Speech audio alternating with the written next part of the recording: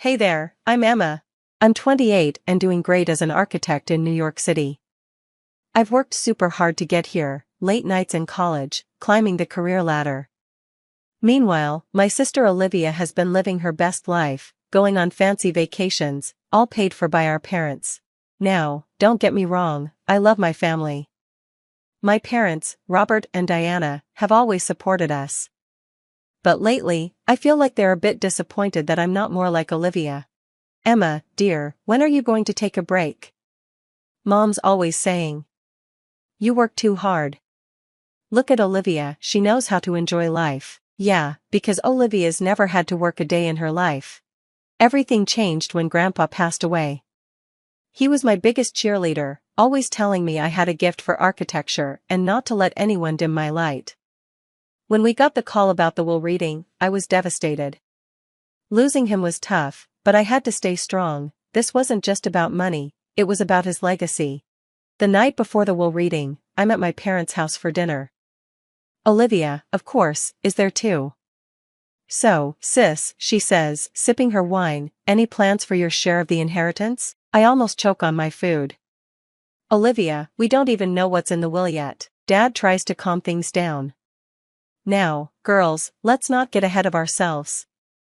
Grandpa's legacy is about more than just money, but I can see it in Olivia's eyes, she's already spending it in her mind. Later, while helping Mom with the dishes, she drops a bombshell. Emma, your father and I have been thinking, maybe it's time you settle down and start a family. Focusing so much on work isn't healthy. I can feel my blood pressure rising. Mom, I'm happy with my life. My career is important to me, she sighs, giving me that familiar disappointed look.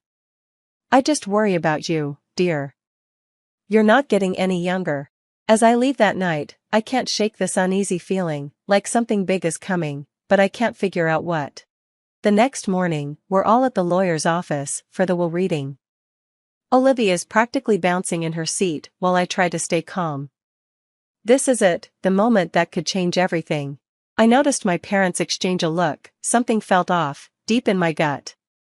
I had no idea that everything I thought I knew about my family was about to be shattered.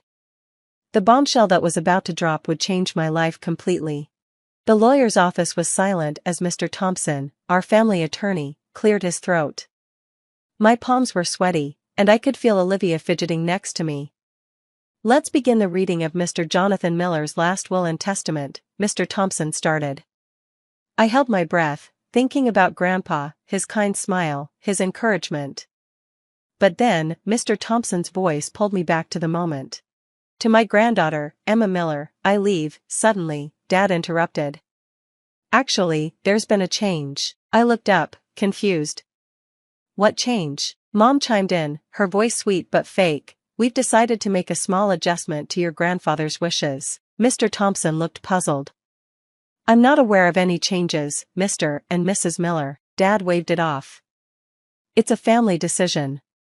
We're redistributing Emma's inheritance to Olivia. The room erupted. I felt like I'd been punched in the stomach. What? You can't do that. I shouted, jumping to my feet. Olivia's smug voice cut in. Oh, come on, sis. You don't really need it, do you? I mean, you've got your fancy job and all. I turned to her, furious. This isn't about need, Olivia. This is about Grandpa's wishes. Mom tried to calm me down. Sweetie, we just think Olivia could use the help more.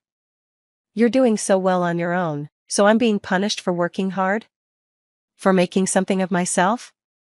I could feel tears stinging my eyes. Dad's voice grew stern. Now, Emma, don't be dramatic. We're just trying to be fair. Fair? How is this fair? I was screaming now, hurt and angry. Mr. Thompson stepped in, saying, I must advise that this is highly irregular and potentially illegal. But my parents weren't listening. They were too busy fussing over Olivia, who was already thinking about how to spend the money. I'm thinking of a trip to Bali, she mused. Or maybe I'll buy that cute little sports car. I couldn't take it anymore. I grabbed my bag and stormed out, ignoring my parents' calls. Outside, everything felt like it was spinning. How could this be happening? I slumped against the building, trying to catch my breath. Then my phone buzzed. A text from Mom, "Don't be childish, Emma. Come back inside so we can discuss this as a family." I scoffed. Family? What family? As I hailed a cab, another text came through, this time from Olivia. "Thanks for the cash, sis. Don't worry, I'll send you a postcard from my yacht." I turned off my phone, unable to handle their cruelty. Back at my apartment, I paced, my mind racing. This couldn't be legal, changing a will like that? I tried to make sense of it all. The favoritism, the constant criticism of my choices, the way Olivia was always praised for doing nothing. It had always been there, hadn't it?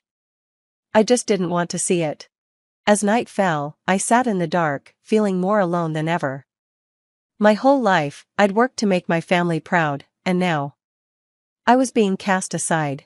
The betrayal hurt deeply, but as I sat there, something else began to rise inside me, determination. This wasn't over, not by a long shot. They thought they could take what was rightfully mine, but they had no idea who they were dealing with. As I drifted off to a restless sleep, one thought echoed in my mind: this means war.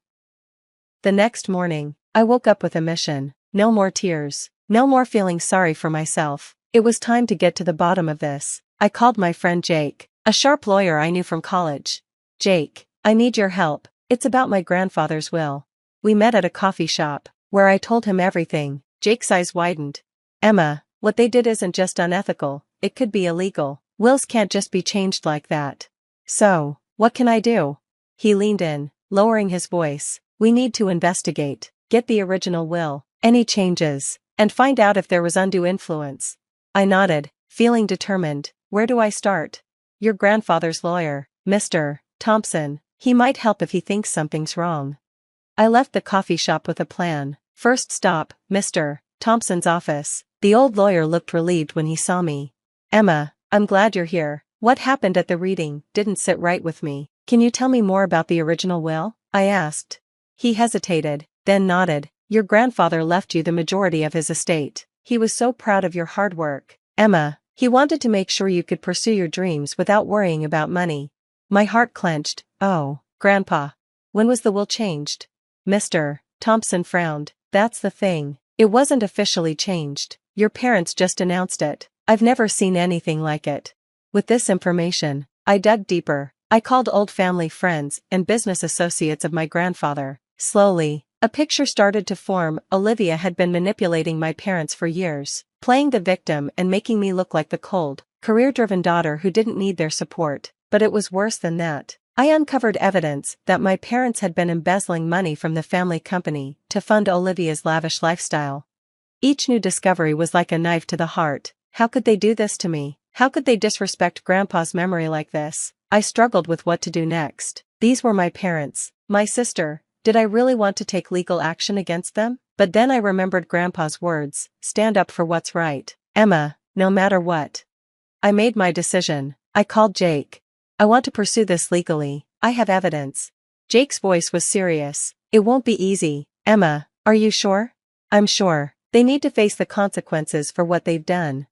Over the next few weeks, Jake and I built our case: financial records, witness statements, copies of the original will. It was all there in black and white, but I needed more. I needed undeniable proof of their lies. That's when I came up with a plan: a family dinner, one last chance for them to come clean, and I'd record it for evidence.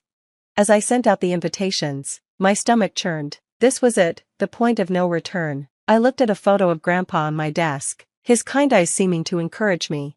"I won't let you down, Grandpa," I whispered to myself. "I'll make this right." The stage was set. In just a few days, I would confront my family with the truth, and after that, nothing would ever be the same. The day of the family dinner arrived. I had set up hidden cameras in the dining room, with Jake waiting in the next room. My heart was pounding as I heard the doorbell ring. "Emma, darling," Mom breezed in, giving me air kisses on the cheek. Dad and Olivia followed, all smiles, acting like everything was fine. We sat down to eat, making small talk. I could barely touch my food, waiting for the right moment. Finally, I couldn't hold it in anymore. "So, about Grandpa's will." The room went silent. Dad cleared his throat. "Emma, we've been over this. It's done. I took a deep breath. No, it's not. I know what you did. All of it. Olivia scoffed. What are you talking about? I pulled out a folder. I'm talking about how you manipulated Mom and Dad for years and how you've been embezzling from the family company. Mom's face went pale. That's ridiculous. Emma, you're being paranoid. Am I? I laid out the financial records in front of him. Explain these. Then, hundreds of thousands of dollars funneled into Olivia's accounts. Dad stood up, his face turning red. Now listen here, young lady, but I kept going. And let's talk about the will. You had no legal right to change it. Grandpa wanted me to have that inheritance.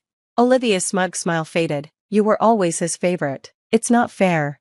Fair? You want to talk about fair? I worked hard while you partied through life, and they supported you every step of the way. Mom tried to calm things down. Sweetie, we just wanted to help Olivia. You're so successful. You thought you'd punish me for being independent, for making something of myself. That's when Jake walked in. Mr. and Mrs. Miller. Olivia, I'm Jake, Emma's lawyer. We have enough evidence here for criminal charges. The room exploded into chaos. Dad was yelling, Mom was crying, and Olivia was trying to delete something on her phone. You can't do this, Dad shouted. We're family. I stood my ground. You stopped being my family the moment you betrayed me, and Grandpa. In the weeks that followed, everything unraveled. The evidence was undeniable. My parents faced charges for financial fraud and tampering with the will. Olivia was caught up in the embezzlement scheme. The legal battle was tough, but in the end, justice was served. The court reinstated Grandpa's original will, and I got back my rightful inheritance. My family's reputation was ruined, their social standing destroyed. As for me, I cut all ties. It was hard, but necessary. The last time I saw them was in court. As the verdict was read, the look of betrayal in their eyes almost made me laugh. They still didn't understand, did they? With the nightmare behind me, I focused on honoring Grandpa's memory. I used part of the inheritance to start a scholarship fund for aspiring architects from underprivileged backgrounds. The rest, I invested wisely, just as Grandpa would have wanted. 1 year after that fateful will reading, I stood in front of my latest project, a community center named after Grandpa. As I cut the ribbon, a sense of peace washed over me. I could almost hear Grandpa say, "You did good, kiddo." I had lost the family I was born into, but I had gained something far more valuable: self-respect, integrity, and the knowledge that I could stand on my own. As I walked into my new office, I looked at the photo of Grandpa on my desk. We did it, I whispered. We made things right. The betrayal had nearly broken me, but in the end, it made me stronger. I was Emma Miller, architect, philanthropist, survivor, and I was just getting started. And that's the end of Emma's journey. Now, here's a question for you. Do you think Emma was right to take legal action against her family, or should she have tried to resolve the inheritance issue privately? At what point should family loyalty be set aside in favor of justice and personal integrity? Share your thoughts in the comments below. Your perspective could spark some interesting discussions. If this story of betrayal and redemption resonated with you, don't forget to hit the like button and subscribe for more complex family stories and ethical dilemmas. Your support helps bring these thought-provoking stories to life. Thanks for watching, and I'll see you in the next video. No, not today. I have a contract signing tomorrow. You know how much I fought for this deal, said the short, red-haired, middle-aged man into his golden iPhone. Roy Kinnear was the founder and owner of the city's largest transportation company. He had fleets of trucks all over the region. To expand and increase earnings, he tirelessly explored opportunities and made deals. However, the competing firms were also active, and sometimes he had to fight for large orders. Despite the challenges, he managed everything and personally knew every employee. Roy was known as a man of the people, a self-made person who went into debt to buy his first truck and started working in transportation. He escaped poverty at the age of 19, working 3 jobs to have a place to live and enough to eat. He obtained his driver's license while serving in the army. Like many others, he had a passion for big cars and trucks and the open road. Before leaving for the city, Roy had a major argument with his mother. She was the only family he had, being a late child and her beloved son. She had been overly protective of him, while he longed for freedom and independence. To make him stay, Eleanor resorted to deceit, pretending to be sick and claiming to have a weak heart. She begged him not to leave her alone. Roy turned down a lucrative job offer and spent a month taking care of his mother until the truth was revealed. Secrets have a way of coming out. Yes, your mum is as healthy as an ox, and her heart is as strong as a young girl's. I was amazed myself, said the family doctor. And then Eleanor had no choice but to admit to lying, and because of this, a scandal broke out. You don't understand what it's like for a mother to wait for her only son to return from the army. I have been yearning for a year without you, my little Roy, and on the 5th day after your return, you're already planning to leave for the city. Yes, I am going to earn money to fix the roof, to buy you a coat. Mum, your salary barely covers your basic needs. We've lived in poverty all our lives. Don't you want a better life? Roy was already motivated and had goals. He dreamed of becoming wealthy. I just want us to be a family. I'm all alone. Your granny passed away a year ago. You left for the army and she was gone. You finally came back and now you're leaving again. How long do I have to wait? Couldn't you stay home for a couple of weeks? You know, opportunities like the one I had don't come every day, and I missed it because of your lies, Mum. The argument escalated. Roy left the next day. He would call his mother, but he kept the silence. He was afraid that she would try to lure him back to the village. Above all, Roy feared ending up like his classmates, who stayed in the countryside. They married the most fashionable girls in the village and settled for a simple life. Roy didn't want that fate. He dreamed of breaking free, of being the person who drove into the village in a big brand new red car, causing admiration and envy among those who knew him. And his dreams came true. For the first 2 years, he worked just to survive. He took out a loan to buy a truck, fulfilled orders, drove himself, and literally lived in the truck. He regularly called his mum, but he didn't visit often, only a couple of times a year, even for just a day. Later, when Roy rented a better apartment in the city, his mother also came to visit. This happened in the 3rd year, when he managed to secure really well-paid transportation orders. And the story continued. He paid off one loan and immediately took out another for a larger amount. He worked day and night to avoid going bankrupt. He understood 9 out of 10 newly opened firms go under in the 1st year. When he registered his business, he thought to himself, I need to hold on for at least a year. At the same time, he enrolled in a business school. He was accepted on a budget because they believed he had prospects and a sharp mind. The teachers were delighted with Roy, and he took advantage of the opportunity to seek advice from them about his business. When the 1st year passed and the company did not go bankrupt, he breathed a sigh of relief. During his business school years, Roy met Amanda, his future wife. She had just started studying while he was already finishing his studies. Amanda turned out to be a promising match for him. She was the most popular girl in their class, and the daughter of businessman Jeff Hayes. Everyone knew him. Roy seemed to be a promising groom in his eyes, since he had started his own business and built it from scratch, so they quickly hit it off. Amanda was a beautiful blonde, slender and always dressed in the latest fashion. Both guys and girls were awed by her. Everyone wanted to be friends with her, but Amanda was different from Roy. He was always open-minded, never putting himself above others. He was friends with everyone, and everyone loved him not because he was a successful businessman and an excellent student, but because he was always willing to help and never left anyone in trouble. He would stand up even for the weak. Amanda grew up in a privileged environment. She was the kind of person who looked down on others. Roy didn't like this aspect of her personality, but being the beloved man of such a girl was flattering. He accepted her for who she was.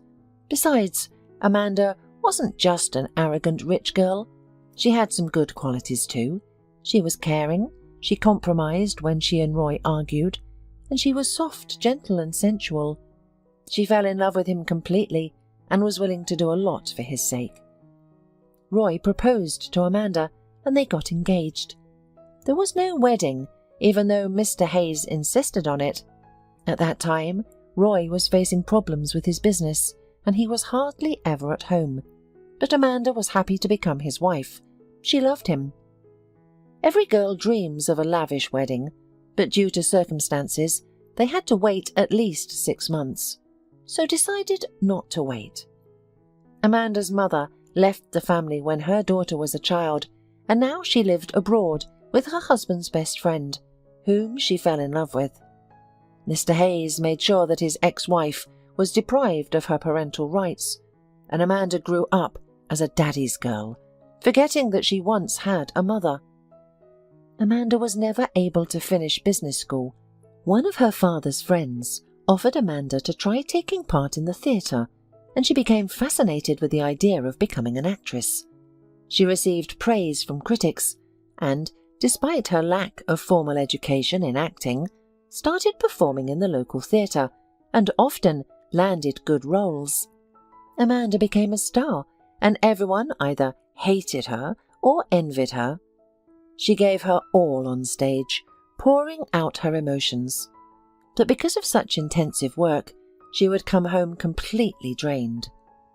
Meanwhile, Roy often wanted to talk to her about his business, as they used to when Amanda was still a student, and they had just started dating.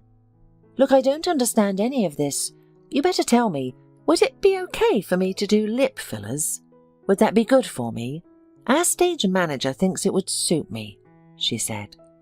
Roy only sighed, realizing that they had nothing in common at all. How did they even end up together? He was attracted to her looks and reputation, while she was drawn to the promising and popular guy from a modest background. Plus, Mr. Hayes adored Roy and encouraged their relationship. During conversations with his friends, Roy increasingly mentioned that he was unhappy in his marriage. "What's wrong with you? You have a gorgeous wife. What more do you need? Are you crazy?" his friends asked him when they rested together. "Love, understanding, and eventually children. Our marriage is just a formality. She's not the person I thought she was. I don't understand how I missed it, and what I should do now." His friends sighed. They were all deeply committed to their marriages, and while most of them complained about their wives too, divorce was never an option they considered. "Just have a child, and everything will work out. We have 3 kids, and they act as a band-aid for our troubled marriage. We would have divorced a long time ago if it weren't for them." But she doesn't want kids. She's fully focused on her career, her roles, and her figure. She has no desire for children at all. Well, make it seem like an accident. Once she experiences motherhood, she'll want a child. It's a built-in function in women. But she's taking birth control by the handful. No matter how hard I try, it doesn't work. We fight all the time when I talk about kids. She never even went to my mother's house. We've been married for 7 years, and they've never seen each other. Does she live far away? Yes, it's a bit far, but I go to see her once or twice a year if I can find the time. But Amanda never went. She talked to her on the phone a few times and that's it. It's like she's not interested in my life. Why does she even want me? Why did we get married? Roy's questions remained unanswered. Amanda, in turn, also liked to complain about her husband among her friends. They drank wine on Fridays in cafes. All of her friends were married ladies from the high society, which Amanda had been a part of since she was in diapers. Most of them didn't work, busy with themselves, the house, and the kids. "What about you and Roy? When are the babies?" asked her friend. "Children? No, I don't want to get fat. What kind of roles will I get if I get bloated?" "Don't you want to have kids at all?" the friends asked in surprise. "I don't know. I don't want to yet, maybe after 30. And from whom to give birth? Roy thinks only about his work, and when we try to talk, we always quarrel. He thinks I'm too artificial, too fake, that I've got nothing but nonsense in my mind, and he's all about his work. I'm sick and tired of his inattention, honestly. At this time, Roy's mother was packing for the road. This year, Roy's anniversary, 30 years. She had long kept his late father's watch as a memory, and now decided that she will give it to her son. But it was more of a pretext. She wanted to make things right with him. Her lies had made them strangers. There was an awkwardness that never went away, and she could do nothing about it. They had very little contact. Eleanor took Roy's favourite pickles with her.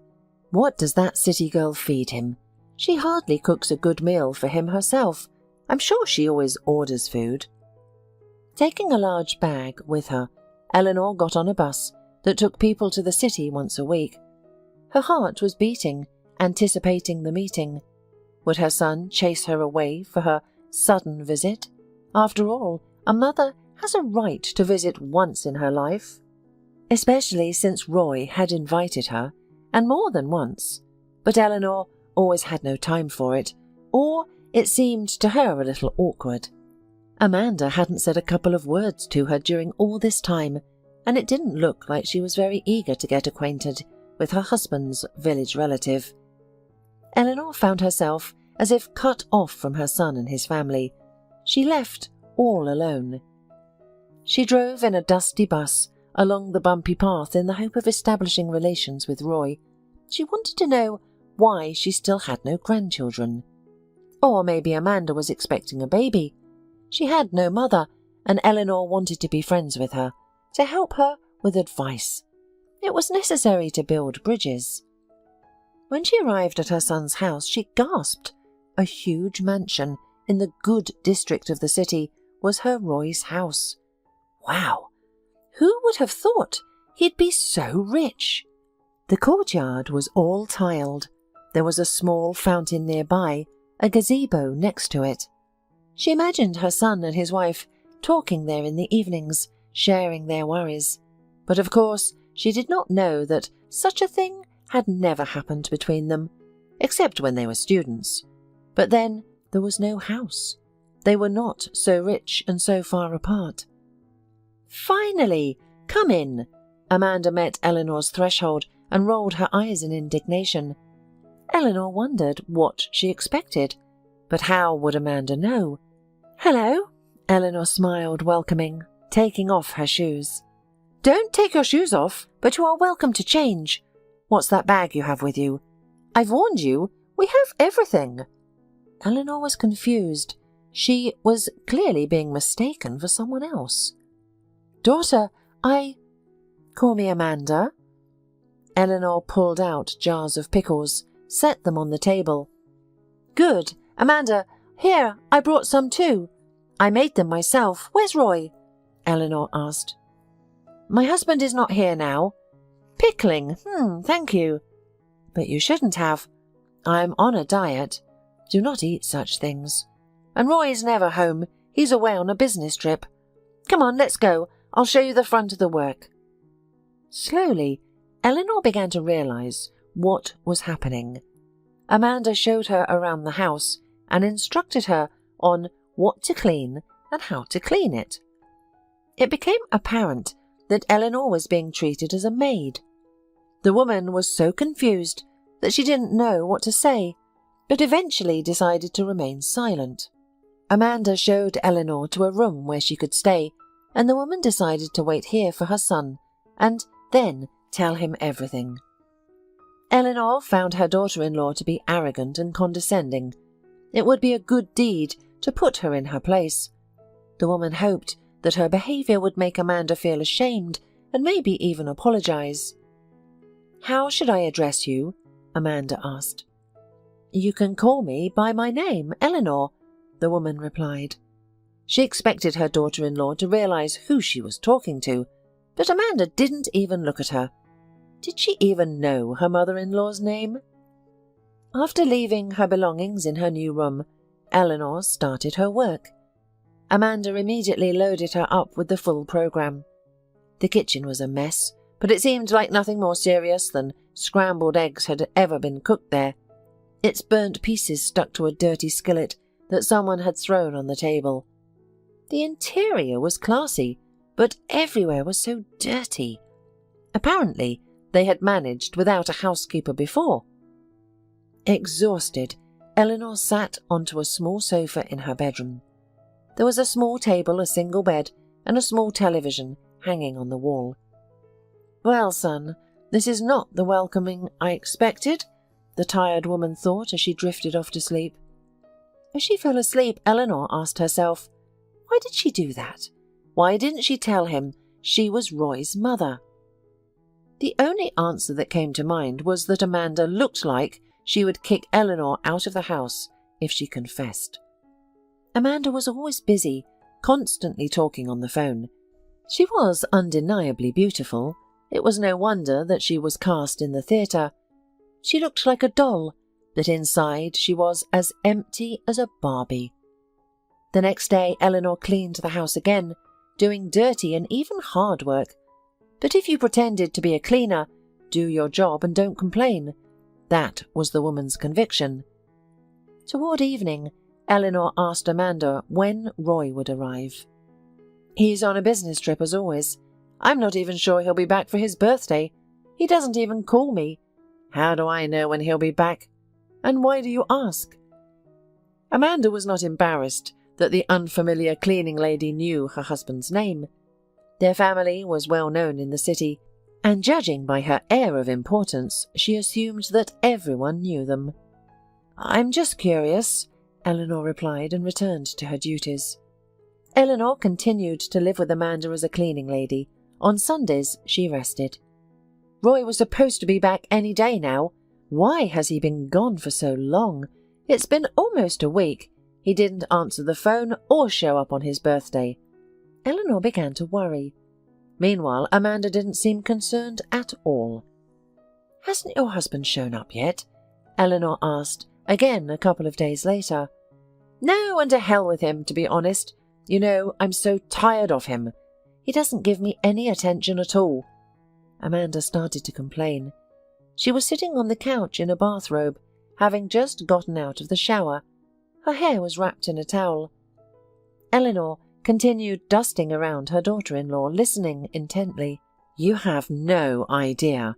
You don't know this man yet, but let me tell you, he's the coldest man I know. I'm surrounded by admirers who crave my attention and love. I reject them all.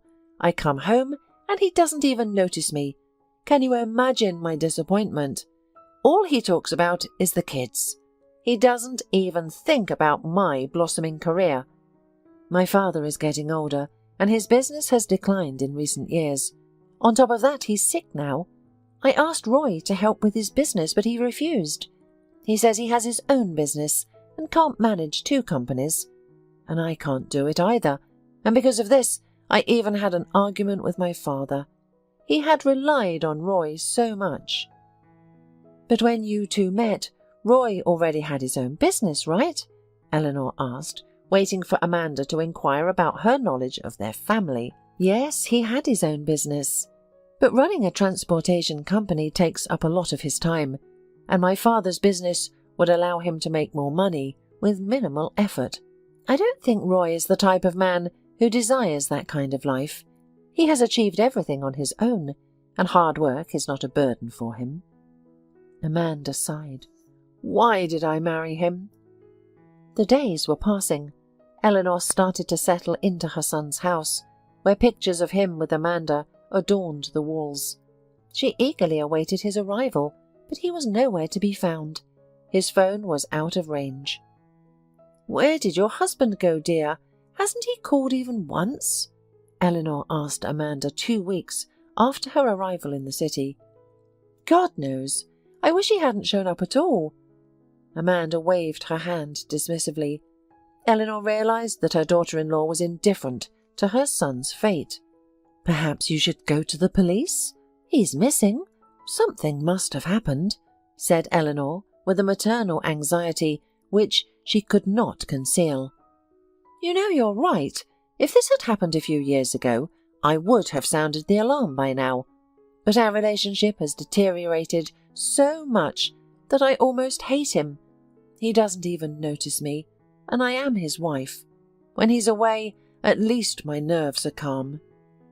For some reason, Amanda felt she could confide her true feelings to a stranger. It's always easier to open up to someone unfamiliar.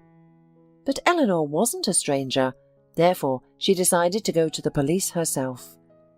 At the police station, they looked at her as if she was crazy. The man is simply on a business trip. He has work all over the region, and if he has the kind of relationship with his wife that you say, it's no wonder he decided to stay away, said the officer. I won't leave until you accept my application, Eleanor firmly stated. The officer had no choice but to accept the paperwork, and 2 days later the doorbell rang in the mansion. Amanda greeted the policeman in the hallway. Is something wrong? She asked, surprised. Your mother-in-law, Eleanor Kinnear, has filed a missing persons report. She hasn't been able to reach Roy Kinnear for 2 weeks. Do you have any information about his whereabouts? Amanda assisted the officers in contacting Roy's office and claimed ignorance about his business. They left, but Amanda never realized that her housekeeper had filed the report. Another week passed, and Amanda's behaviour became more unruly. Each day she invited friends from the theatre to her home. They danced and drank, and Eleanor wondered how they managed to survive after consuming so much wine and still go to work. Amanda seemed to be celebrating her husband's disappearance. She didn't hide her happiness and openly told her friends that she had everything she needed, access to Roy's bank accounts.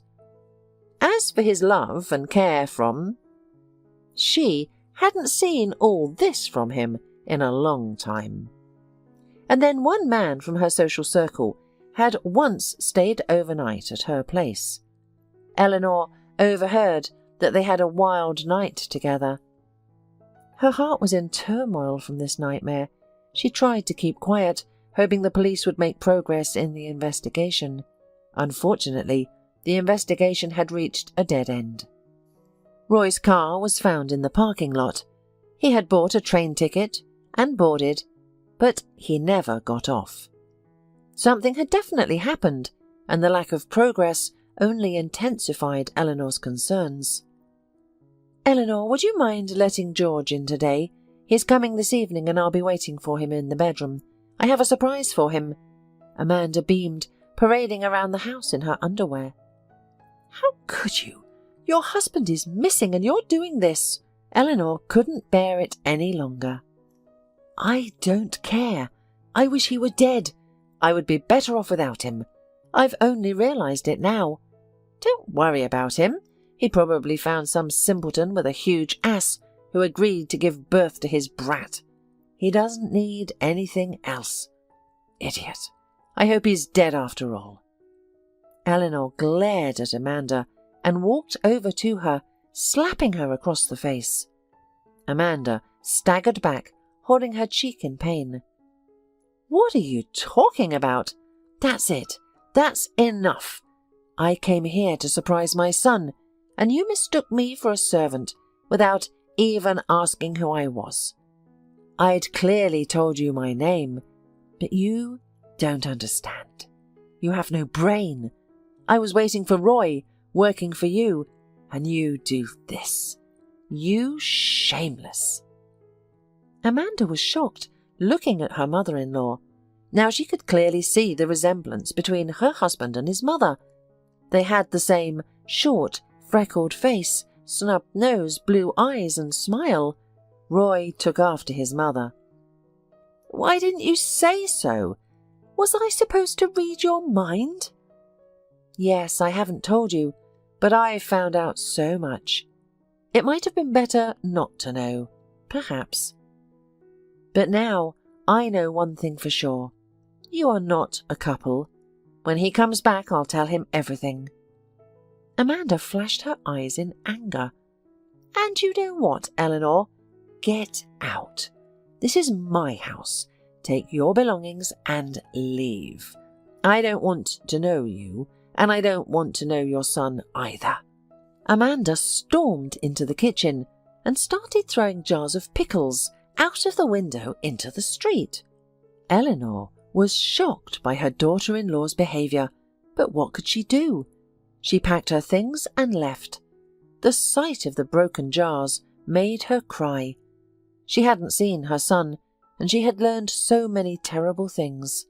She had thought that her Roy was happy and had everything in life. She wandered down the street with her bag in front of her, unsure of where to go. Should she go to the train station? And what about Roy? Where was her own son now? Eleanor stopped, not knowing what to do. She looked up and saw a sign for a hotel. What if I asked to stay here? Maybe they'll give me a room.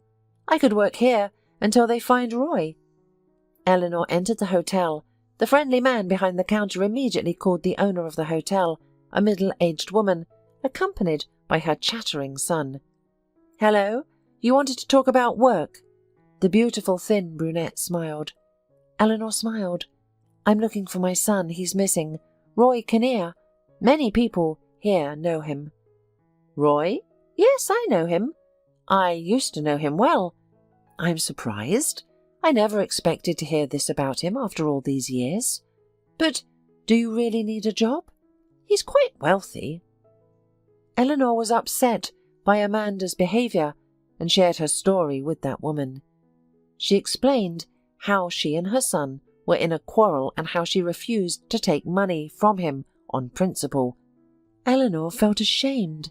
She never asked him for money, and she forbade him from offering it. That must have offended him as well. Eleanor also recounted the situation with her daughter-in-law and how everything unfolded. "I understand. I can offer you a job if you're interested. We need a maid, but it's hard work, I must warn you." "Honey, I grew up in the country. I can chop firewood and mend fences. I've been raising Roy alone since he was little." The innkeeper, Marisol, turned out to be a pleasant and talkative person. She explained that she inherited the hotel from her father after he died in an accident that took several lives off, including her husband Leonard. Marisol was orphaned overnight, and the accident was blamed on an influential man, a politician. Of course, everything was made out to be an accident, and in the blood of Leonard, who sat behind the wheel, found alcohol, to which, by the way, the man was allergic. He didn't drink at all. Marisol resigned herself to raising the boy alone, taking over the hotel and even doing some repairs herself. So Eleanor once again found herself in the role of a maid, living in an unfamiliar little room. "Oh my goodness, I was on my way to visit my son. It's awful how fate can turn everything around like this." A day later, Eleanor called the detective to see if there was any news. Unfortunately, there was none. "I'll tell you honestly, there won't be any. This is the end of my powers. You seem to need a private investigator, Eleanor. The newspapers are already trumpeting that the famous businessman Roy Kinnear has gone missing. It's true. We've done everything we can. Now we can only wait. Maybe someone will see him or find him, or maybe he'll turn up. We've checked every hospital in the region, everywhere he could go. He's gone. The good news is, he's not in the morgues. He wasn't among the unidentified corpses either. Didn't match his age or ethnicity." Eleanor sighed and asked with a trembling voice, "Do you think that Roy is not alive?" The thought had crossed her mind, but she was not welcome there. Eleanor was not one of those mothers that first of all call morgues drawing terrible pictures. She was accustomed herself to thinking positively. "I believe, based on my service experience, that this is possible. If a person is not found in the first few days, the more time passes, the harder it is to find them alive." "Thank you, Detective. Just call me if you hear anything. I won't bother you any more. But you call me." "I will," replied the investigator. That's all. What to do next? It's been over a month since Eleanor came to the city. Her cat left in the village has probably already forgotten what its mistress looked like, thanks to a neighbour who fed him. "You're not in the mood today," Marisol said when she saw Eleanor after her conversation with the investigator. "There's a reason for that, sweetheart. My son is no longer wanted, and I don't know what to do. He's missing. You know all about such grief yourself." Marisol listened to Eleanor, and after a minute of thinking she said, "My friend got a job as a private investigator. I can ask him to help." The older woman's face lit up with hope, and she nodded in agreement.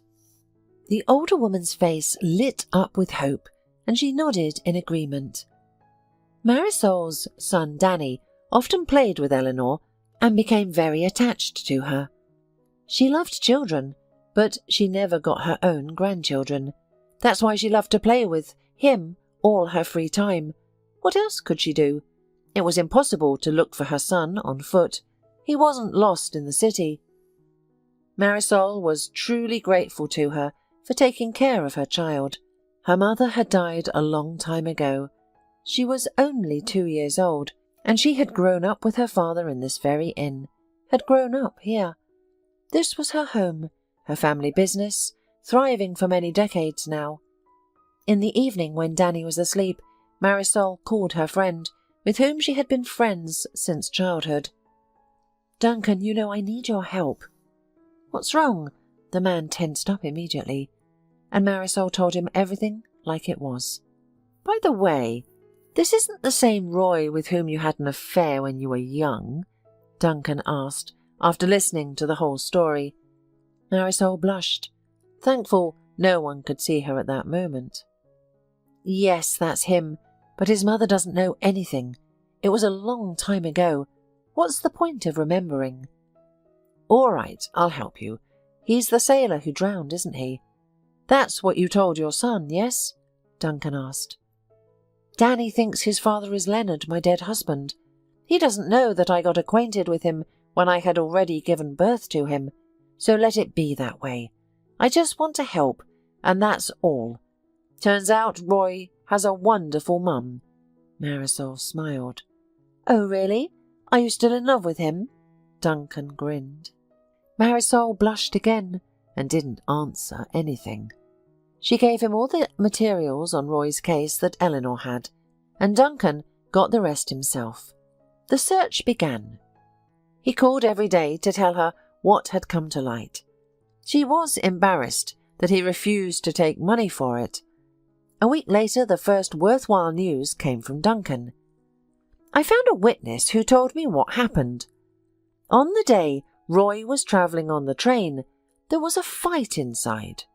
A girl saw 2 grown-up slobs beating a man and then throwing him out of the carriage at full speed. She told her mother, but she didn't believe it or didn't care. It's the most obvious coincidence. So now all that's left is to search the area where it happened. Roy's phone is untraceable, unfortunately." "I get it. I won't scare Eleanor yet. If there's anything concrete, we'll tell her then," Marisol decided. "And you still haven't told her?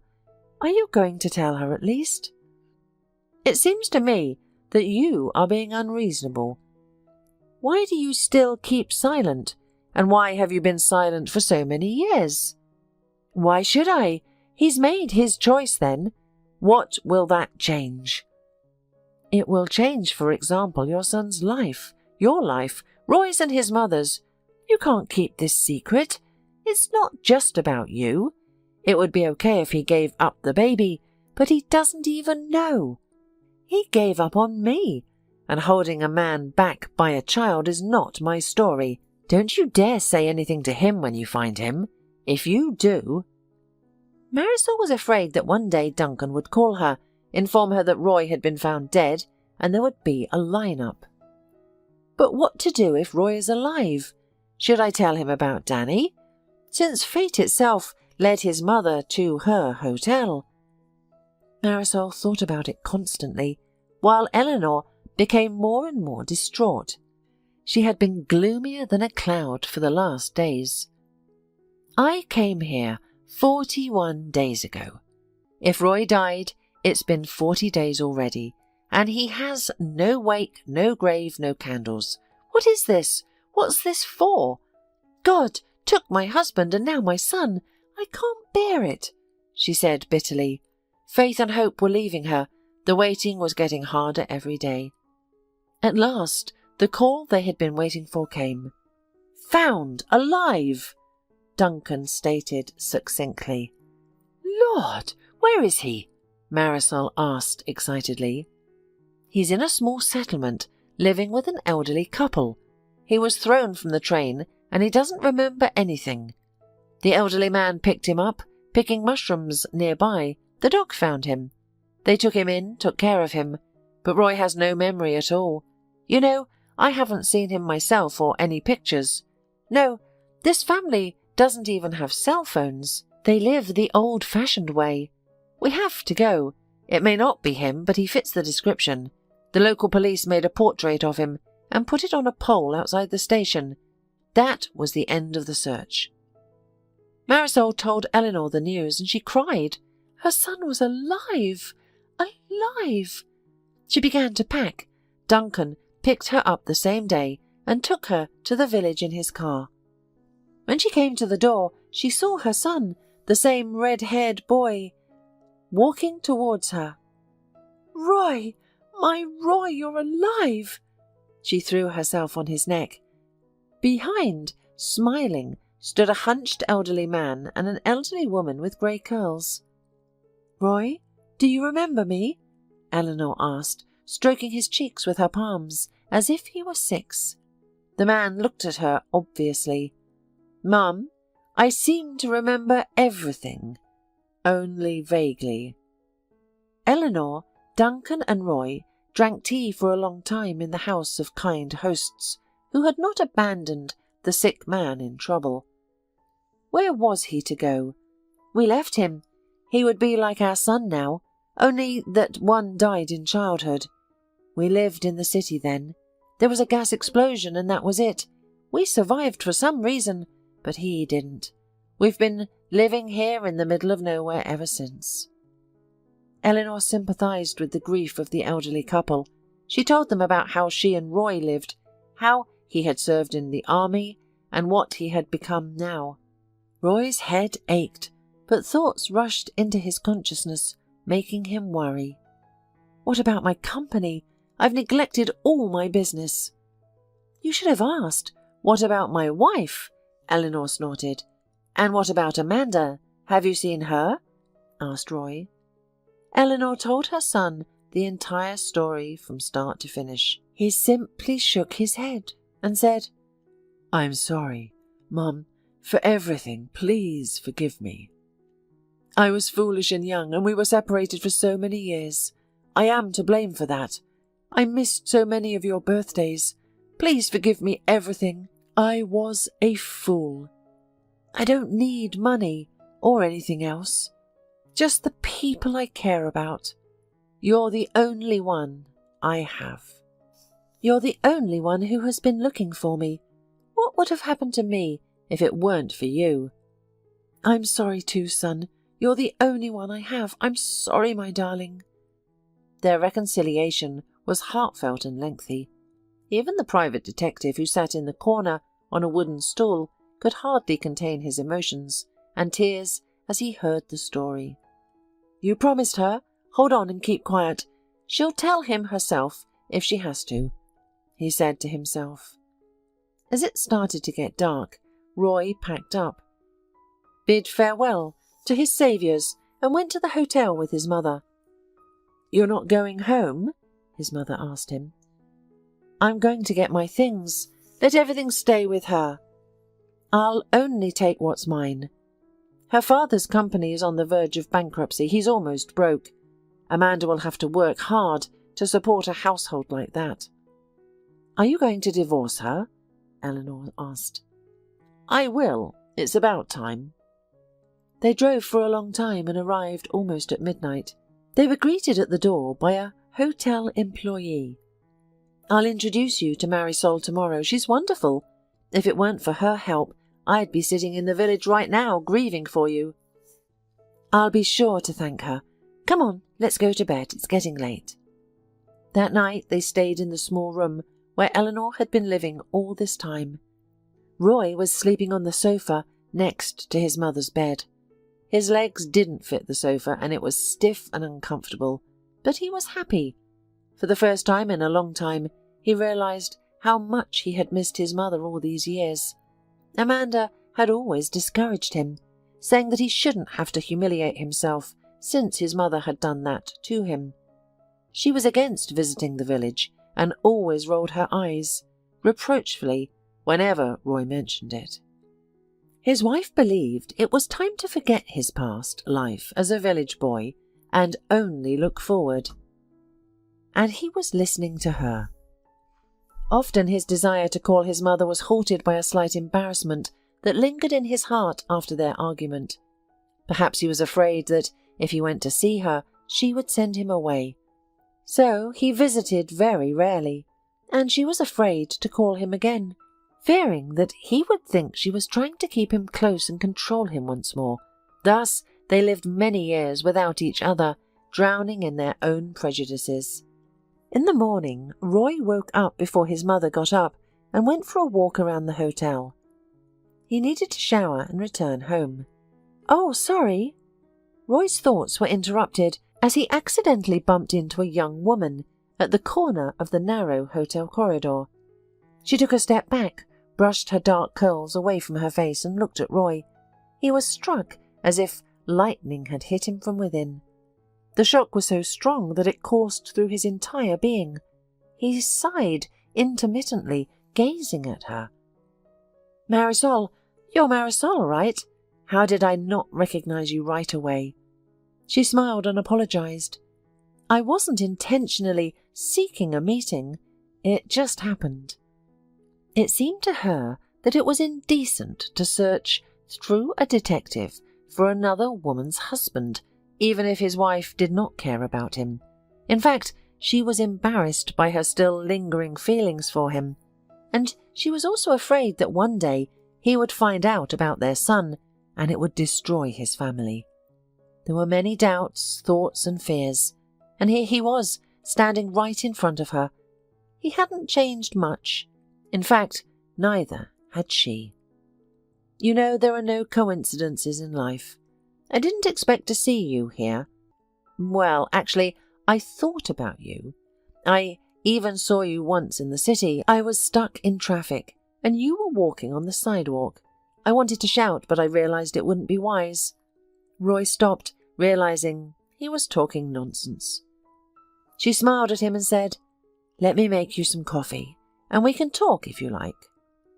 "Coffee, yes, I'm desperately craving coffee. Where I've been for the past few weeks, there was none of that, just herbal tea." They went into the kitchen together. Marisol told him how she met his mum, how they were looking for him, and he looked at her and couldn't take his eyes off her. "May I ask you something?" he inquired. "Yes, go ahead," she shrugged. "Why did you leave him? You didn't say anything, didn't explain. I had been waiting for you. I was alone for a long time after that." Marisol reminisced about the past, feeling as if it had all happened just yesterday. "I left? Wait, didn't you start going everywhere with Amanda?" Roy forgot about everything, his desire to take a shower, the problems at work and in his family.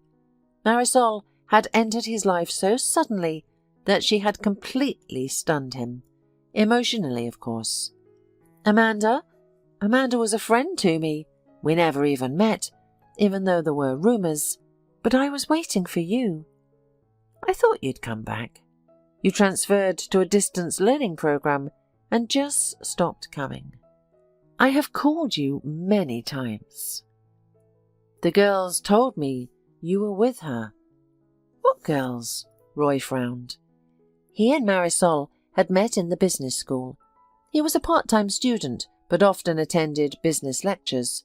The school had an excellent faculty at the time, and there was much to be learned from them. Roy had noticed Marisol there, laughing with her friends. The girl was natural, simple and beautiful. It was nearly impossible not to fall in love with her at first sight. They got to know each other, and their friendship blossomed. They would walk together at night, sharing stories about their lives and plans for the future. Roy's nerves were always on edge when she was around. He wanted her to be his. Marisol was also in love with him, but admitting her feelings was like facing death. He would hold her hand, but never dared to embrace her. The tension between them was so palpable, and they both felt it. The day Roy decided to confess everything, he saw her with someone else. He arrived at their agreed-upon meeting spot and found her sweetly chatting with a fellow student. Roy felt consumed by jealousy and ended up going to a disco. It was there that Amanda found him quickly. He had just met her and was unaware that she had fallen for him like a cat. They spent the evening together and he walked her home. The next day, Marisol approached him. "You didn't come yesterday. Did something happen?" "No, nothing," he replied. She appeared confused and Roy looked just as lost. "By the way, I bumped into Ben yesterday. He saw me and spent half an hour asking if Helen had mentioned him. He's fallen in love and she's playing hard to get." Roy let out a sigh of relief because there was nothing between him and Amanda yesterday too. They had simply gotten caught up in conversation, and instead of jumping to conclusions, Roy needed to get to the bottom of the situation. Just then, Amanda approached them and kissed Roy on the cheek. "Last night was great. Thanks for walking me home. It's scary to be out alone at night," she said, intentionally aware that something was brewing between her and Marisol. Marisol turned pale. "Yes, you're right. It is scary to be alone at night. I was walking alone last night. Perhaps I should stop being alone," Marisol said, and turning away, walked off. Roy didn't say anything to Amanda, but immediately ran after Marisol. Amanda then pretended to have accidentally revealed too much and apologized. Roy took her words at face value, believing that she was genuinely sorry. After all, he had gone to the club of his own accord. No one had forced him to see Amanda off. Marisol didn't speak to him. In the evening, Roy met her with her friend and pulled her aside. He was afraid of losing her, afraid that she wouldn't look his way again. But her reaction confirmed that she had feelings for him. "I love you," he said, replacing a greeting. Marisol raised her eyebrows. "And I thought you loved Amanda." "No, I want to be with you."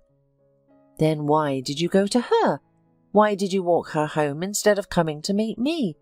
"I waited for you like a fool. We had an agreement." "Why did you wait for me with Ben?" "He just happened to come over." A quarrel broke out on this ground again. Roy, still consumed by jealousy, behaved arrogantly. Marisol was also offended. In the end, they quarrelled, and Roy imposed conditions that she should meet him on Saturday night. "If you don't come, I won't bother you any more," he said. Marisol intended to go, but she saw him with Amanda in the afternoon and changed her mind.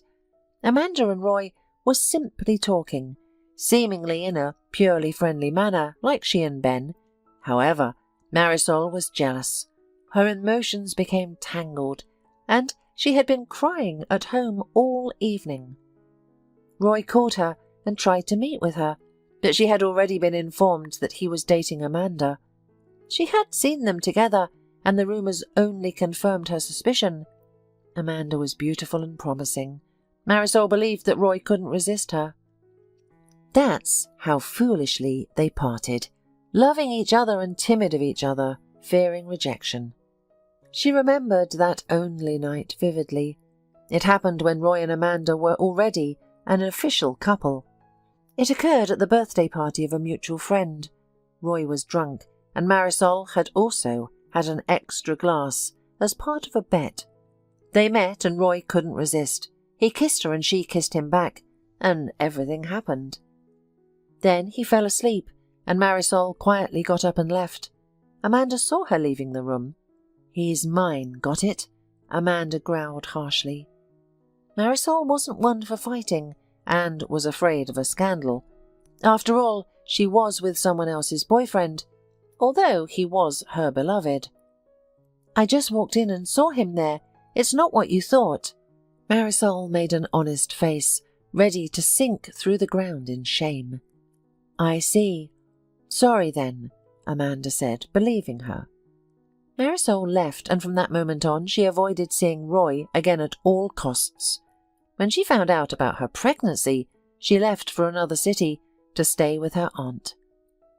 Roy graduated and married Amanda. On the day they married, Marisol gave birth to Roy's son, but he, of course, did not know about it. Pushing the memories away, Marisol looked at him. She was 28 years old now, but it seemed to Roy that nothing had changed, and she was still the same student, still at the business school. "You know, we should talk about this. Better late than never, right?" he asked. "And you won't even ask if I'm married?" She squinted her eyes. Roy was confused. It hadn't occurred to him that she could be a married woman. "No ring, though," he said with relief. Marisol shrugged her shoulders. "No." An awkward silence followed. "So, are you married or not?" he asked. "I'm a widow." Roy sighed. "I'm sorry for your loss." "Yeah, long story." At that moment, Danny burst into the dining room. He was sleepy, with red curly hair. "Good morning, Mum. I woke up and you were already gone. Can I watch cartoons?" he asked. Marisol nodded and he ran off. Roy, who was about to ask where the shower was and leave, changed his mind. "Is that what I think it is?" he asked. "And what are you thinking?" "This is my son, Danny. He's mine and my late husband's," she lied. Roy got up from the table and started pacing back and forth. "Why didn't you tell me?" he said finally, staring at her. "Is it that obvious?" Marisol lowered her head timidly. "Yes, more than obvious. He looks about 7 years old, if not older. He has my ears and my mother's eyes, and his hair is red." "Is that my son?" Roy asked. It was important for him to hear confirmation. "Yes. Forgive me. You were married and everything happened by chance between us." Roy laughed and cried. He hugged her and wouldn't let go, and Marisol didn't know how to react. "We'll talk about it, but right now I have to go. I have to file for divorce. But I'll be back tonight. You don't mind, do you? I'll stay here for now, get a room, if any is available," he said. "I don't mind. Sure, we have empty rooms and you can just take any of them," answered Marisol. Roy left. The meeting with his wife took place in their house. "Honey, you're back. Your mother must have told you everything, huh?" Amanda asked. Roy nodded and Amanda asked with squeezing her eyes, "So what? You want a divorce?" She didn't ask him where he'd been missing and what had happened to him. She didn't care. He realized it too late, but he had realized it. After all, better late than never. "Yeah, I'll get my things and the rest later." He took the essentials and left the house.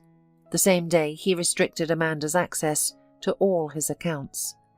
He was greeted happily at the office, his co-workers hugging him, congratulating him on his return. They quickly organized a lunch and made him discuss everything that had happened. That's what it means when people care. Toward evening, Roy bought a huge teddy bear and came to the hotel. "And where are you taking it?" asked Marisol. "To my son. I have to make up for lost time." "Do you ever think that Danny thinks his father is dead? Leonard raised him, and he remembers him. We carry flowers to his grave. How do I tell him now?" "I don't care how. Wouldn't it be better for the child if his father turned out to be alive? This is my son. and I'm not going to waste another second." At this moment, Eleanor joined their conversation. "Who is your son?" They had to tell me everything. The woman was over the moon. But the child must first be prepared for this. Marisol's right. You don't dump so much information on him at once. Just wait. Get to know him. Make friends. He's a wonderful boy. That night, Marisol realized that Roy would never leave her again. They talked again for several hours, telling each other about the past and what remained untold. From that day on, they had never really parted. Eleanor, despite the entreaties of her son and Marisol, returned to her village. She was not used to city life. Marisol and Roy stayed together. For the first 2 months they just talked, but Roy immediately made it clear that he would never let her go again. 6 months later they got married. The wedding was modest. It was attended only by close friends, as well as the same elderly couple who saved Roy. Of course, Eleanor was there too, and she and her son had become closer than ever.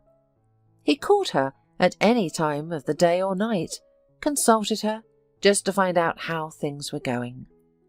And she felt like the happiest mother in the world. And when they finally plucked up the courage to tell Danny everything, he began to ask for every vacation to the village to his grandmother. 2 years later, a daughter was born to the Kinnears. 8 years passed. During that time, he'd never seen Amanda. He'd heard her father had died, heard that his firm had closed, and then one day he interviewed for a cleaning job in his new 2-story house, where the whole family had moved, not forgetting to bring his mother with them. She had agreed to finally move in with her son and grandchildren, and had sold her little house in the country. "Good afternoon," said the applicant, and Roy was amazed to recognize Amanda in her. She had changed. She'd gotten a little duller. There were bags under her eyes, her clothes no longer looking amazing. She gained up. "You? What are you doing here?" "Looking for a job." "Imagine that," she said. Roy frowned. "That's a twist. You used to be an actress, didn't you?" "They stopped giving me roles, and I haven't gotten an education, so I have to spin." "You know, I'll talk to my friend.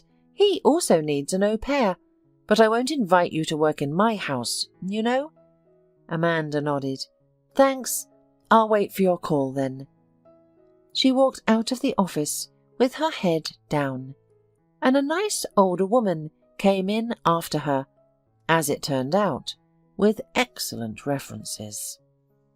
Cassie Coolidge nodded automatically and expressed gratitude to those who came to see her husband Kevin off. Due to the tears in her eyes, even the faces of familiar people appeared as blurred spots. The blurring of images was irritating, creating a strong desire to escape from sympathetic words and pitying looks, to find a hiding place and try to comprehend what had happened. Kevin was known for his good health and healthy lifestyle. Cassie never knew him to smoke, and he drank in moderation, preferring quality to quantity. He would occasionally work out at a fitness club, but overall he lived a normal life. However, an unfortunate combination of circumstances shattered the well-being of the Coolidge family. Kevin exceeded the speed limit slightly on a wet highway after rain, which worsened the consequences of the violation and led to a car crash. The car was not found immediately in the ditch. Later, someone whispered the opinion that if Kevin had been brought to the hospital earlier, his chances of survival would have been higher. According to experts, the car was irreparable, but the strong body of the 33-year-old man miraculously clung to life, surprising the doctors. Cassie, who was not allowed into the intensive care unit, prayed desperately, begging not to take her husband. Unfortunately, the miracle did not happen. Kevin fought for 2 days against the scythe-wielding old woman, but ultimately lost. By an inexplicable coincidence, Cassie was approaching the hospital at that moment to inquire about her husband's condition in person. She tripped on a flat surface and scraped her knee.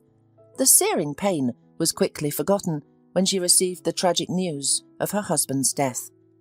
Although Cassie saw Kevin's lifeless body and selected things for his burial, she could not believe the sad event was real.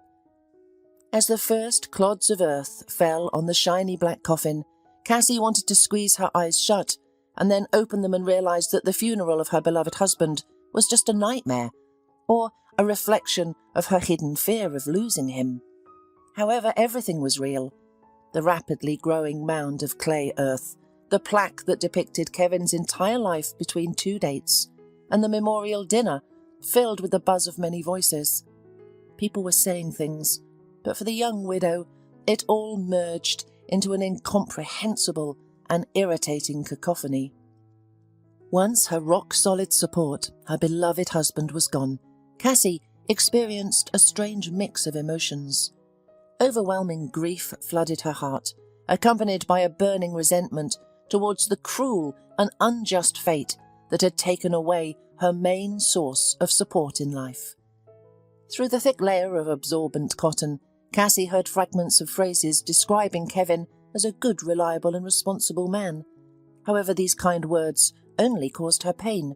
She felt anger towards her husband, blaming him for the accident due to his own self-confidence. Cassie felt incredibly ashamed of this illogical feeling, but she didn't know how to continue living without her beloved husband. Their family life had been so harmonious that Cassie never regretted marrying Kevin and had hoped for a long life together. During their 7 years of happy marriage, Cassie and her husband had purchased a well-appointed one-story house in a suburb. They had even started considering expanding their family. Once, a few days before the wedding, they had a frank talk and decided to postpone becoming parents until Cassie was ready. She was well aware of the challenges that come with having children. Shortly after Cassie's 11th birthday, her mother and stepfather had a son named Tom, followed by a daughter named Grace a year later. Despite the added responsibilities, Cassie willingly took on the role of caring for her younger siblings. She felt sorry for her mother, who was sleep-deprived and transformed from a vibrant woman into a tired figure with sunken eyes and protruding collarbones. Cassie took on household chores, such as washing clothes, hanging and ironing bedding and baby clothes, fetching baby food, soothing them, going on walks with them. And all this was to give her mum some time to rest, shower, or eat in peace. Cassie's biological father paid a small amount of child support, while her stepfather Peter provided for the needs of the growing family. Despite their limited financial resources, Cassie didn't complain because she didn't feel like an unwanted stepchild. Peter treated her well and never differentiated between her and his own children when it came to gifts. After recovering from Grace's birth, Cassie's mother regained her previous personality. She tried to distribute her love equally among all her children and was incredibly grateful to her eldest daughter for her support and patience. However, it was actually Cassie who had the most difficult time during that period. She managed to study and maintain good grades, while also showing kindness to Tom and Grace. But having experienced the challenges of motherhood from a young age, adult Cassie didn't feel ready to have a child with her beloved husband Kevin. They both wanted to ensure the best conditions for their future baby. For now, as they were ready for having kids, it happened impossible. Their happiness, dreams, long-term plans, and even the upcoming weekend were all abruptly cut short.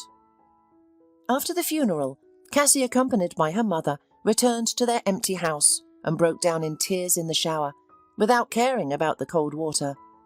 After that, the chilled Cassie, without even drying her hair, collapsed on the bed. Her caring mother covered her with a blanket and gently stroked her back in an attempt to comfort her. Warmed and exhausted, Cassie fell into a deep sleep, hardly moving and without any dreams until morning. The new day held no joy for her. Cassie went about her day mechanically, her mind filled with thoughts of Kevin and what she should say or do at this moment. For the first days, her mother who had taken 2 weeks off from work, stayed with her. She accompanied Cassie to and from work, practically forced her to eat breakfast and dinner, and in the evenings they worked together in a small vegetable garden. These monotonous activities couldn't fully calm Cassie, but they provided a small distraction from her gloomy thoughts. Summer, indifferent to human sorrow, filled the air with the scent of blooming flowers, while Trudy anxiously observed her daughter, who had almost stopped smiling. Peter, Tom and Grace visited them several times, but the family gatherings only irritated Cassie instead of bringing solace. She understood that her relatives meant well, but the effort to suppress her grief drained her of energy. She didn't want to see anyone at all. She barely participated in conversations, and any discussion about Kevin caused her physical pain that was almost tangible. After 2 weeks, Cassie said, "Mum, thank you for everything, but perhaps you should go home. Tom, Grace and Peter need you, and it's time for you to go to work, and it's not very convenient to get here." Trudy tried to object, but Cassie began to persuade her, saying, "Don't worry, I'll manage on my own. I'll be smart and won't forget to eat properly in the morning and evening. Our almost grown-up little ones and Peter must have missed you. I feel bad taking you away from your family for so long. It'll be all right." Trudy, looking into her daughter's eyes, decided to believe her because Tom, who was experiencing his first crush, and Grace, who had broken her arm while riding a bicycle, needed her attention now. Closing the door behind her mother, Cassie was left alone in the house, which was destined to be a happy family nest, only for such a short time. The woman's desperate grief was replaced by deafening apathy and indifference to everything and everyone. She still performed her duties at her once favourite job without the usual enthusiasm, communicated with relatives on the phone. Cassie's mum, stepfather, brother and sister offered her multiple times to move in with them, even for a short period. However, she flatly refused the idea. The grieving woman felt that she had no right to leave the house, which she and her husband had passionately and lovingly brought to an ideal image. Gradually, Cassie's mood started to change. It became increasingly difficult for her to be alone in the house with her gloomy thoughts, but she didn't want to bother her family. Her brother and sister were busy with their own teenage affairs. Her mother had already helped to survive through this tragic period. Cassie didn't dare to ask her mother-in-law, Selma, for a favour, as she would burst into tears, barely crossing the threshold of her son's house. So, Cassie experienced loneliness to the fullest. Of course, long telephone conversations with relatives and friends partly helped, but the feeling of bitterness didn't leave Cassie. She realised that the common phrase that time heals is just a pseudo-comforting deception. The acute sense of irreplaceable loss may have dulled, but it hasn't disappeared completely. Slowly, but Cassie started to get rid of her indifference to the world around her and began to immerse herself in work, paying special attention to the details. Coming up to her home, she no longer looked at its windows with desperate hope, dreaming that there would be light and her husband waiting for her inside their lovingly arranged home. Sometimes Cassie deeply regretted postponing having a child. A child would have been her salvation and the meaning of life. However, she tried not to dwell too deeply on these worries, because she knew they were completely useless. She couldn't change anything. She had to learn to live again without her husband. Household chores demanded constant attention, and one day Cassie finally had the courage and strength to go up to the attic where her husband had set up a study and pursued his favourite hobby. He glued models of ships, and Cassie respected his space and didn't disturb the peace of her beloved man. Besides, he preferred to clean the attic himself, as he feared she might accidentally throw away something important. Overall, Cassie was content with this arrangement. She realised that even with great mutual love, spouses could have their own hobbies. If Kevin found inner harmony in the attic, why not? The woman always knew that he was close by and would rush to her aid at the first request. However, Cassie always gave her husband the opportunity to enjoy his hobby in peace and quiet, and did not often venture into the attic. and now she entered the territory where Kevin had recently reigned supreme. It felt as if, by going through the things that had been touched by her husband's hands, she was saying hello to him. Besides, all the utility bills needed to be taken care of. While she had a rough idea of how and where to do it, with the blocked auto payments from Kevin's card, she needed to find out if any debts had accumulated, and if so, eliminate them. With a mixture of trepidation and determination, the woman crossed the threshold of the attic. Her eyes filled with tears, and her throat felt a bitter lump, making it hard to breathe fully. Cassie squeezed her eyes shut, took a moment to compose herself, then opened her eyes and braved the room she had once jokingly called her husband's lair.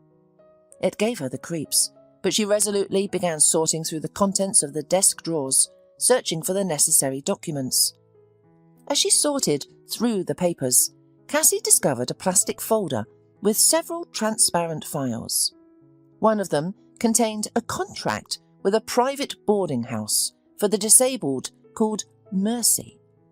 On the lines designated for the customer's information, Kevin's name and surname were written in his unmistakable handwriting. Cassie had no doubt that Kevin had entered this information himself. According to the document, her late husband had been paying for the care of a certain Kristen Richards in a rather expensive place. Cassie couldn't recall any acquaintances with such a person, and, as far as she knew, Kevin didn't have any relatives with that name either. The date of the contract and the carefully enclosed receipts in another file indicated that her late husband had started paying for the stay of this unknown woman in the boarding house even before they got married, and he continued to do so throughout their married life, even when their budget was already strained due to large-scale purchases and the renovation of the house and property. They didn't reach the point of poverty, but they still tried to save money.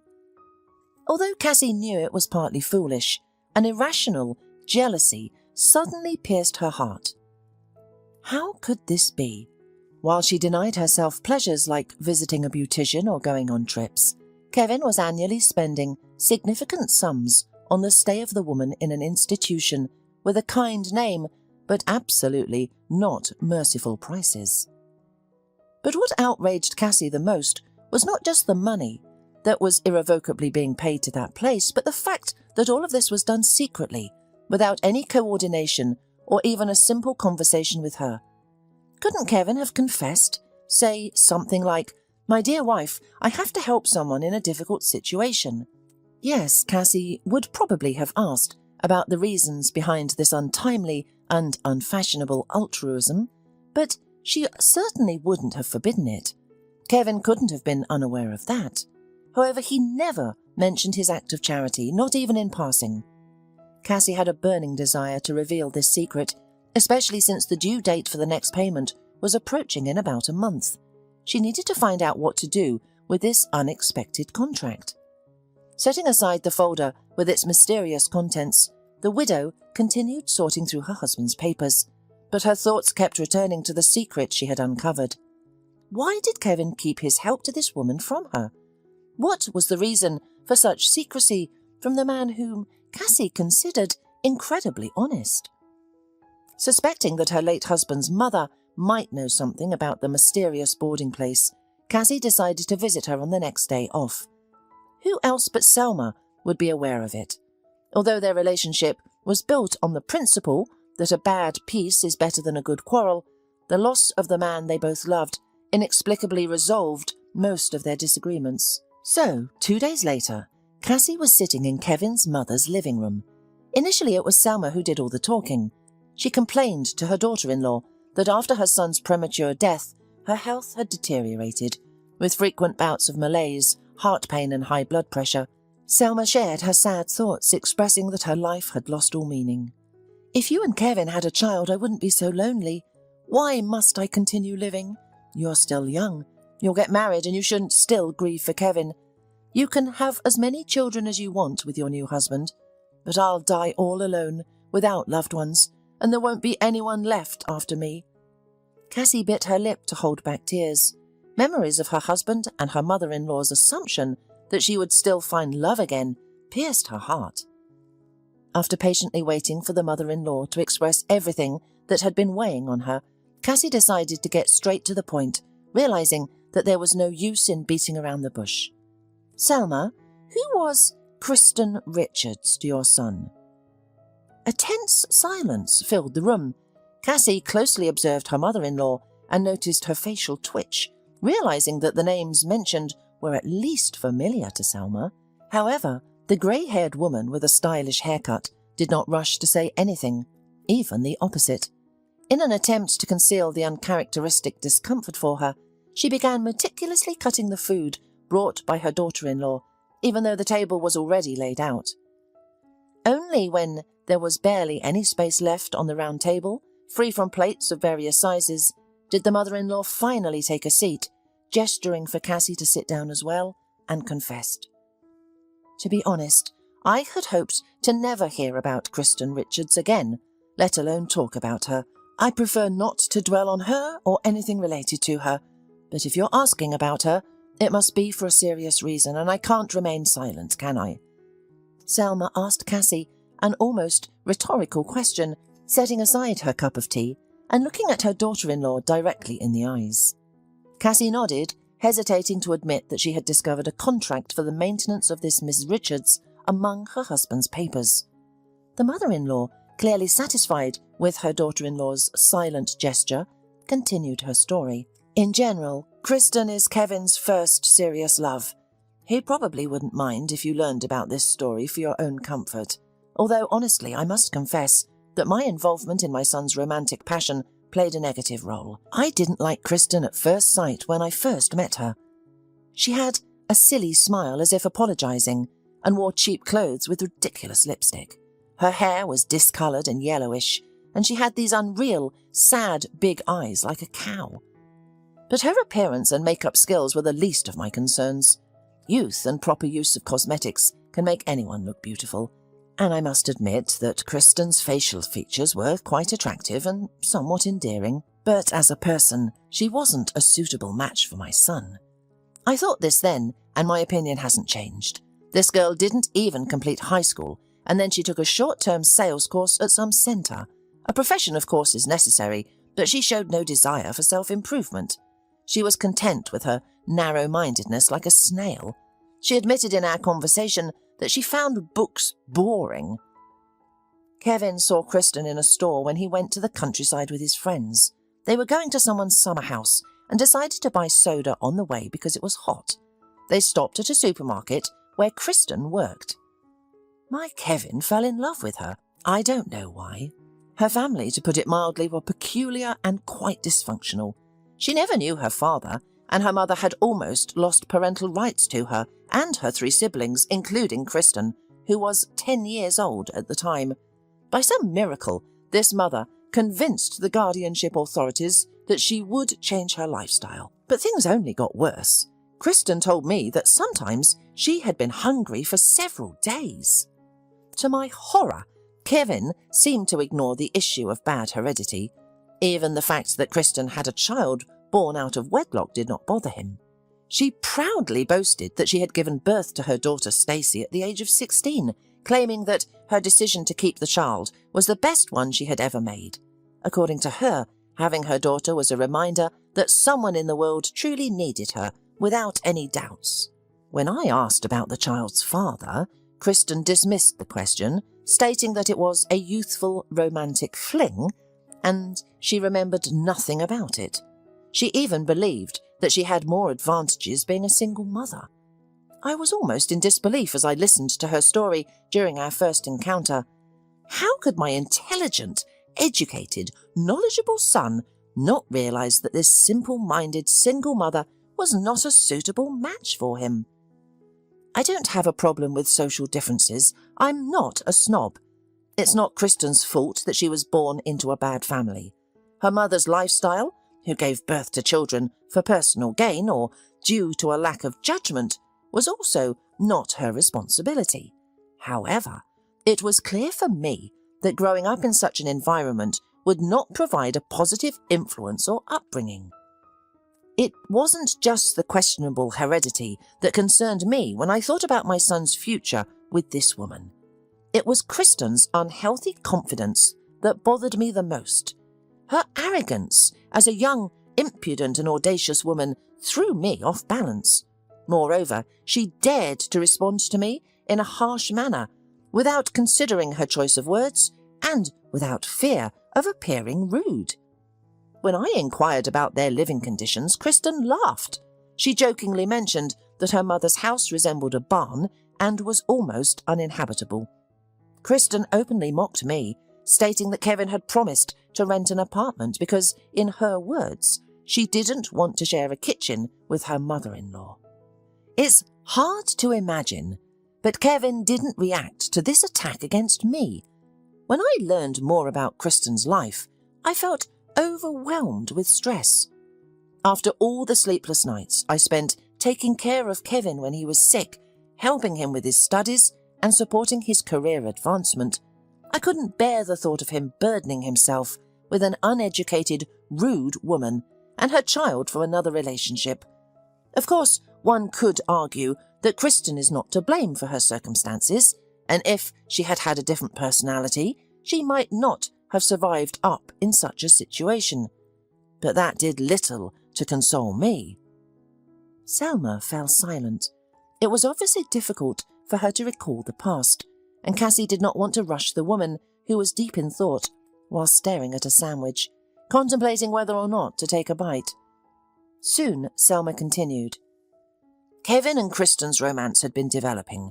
They even visited me with little Stacy, but my opinion about this mismatched union did not change. The girl, of course, was not at fault for her mother's attachment to my son, but I couldn't bring myself to show her any affection or offer words of encouragement.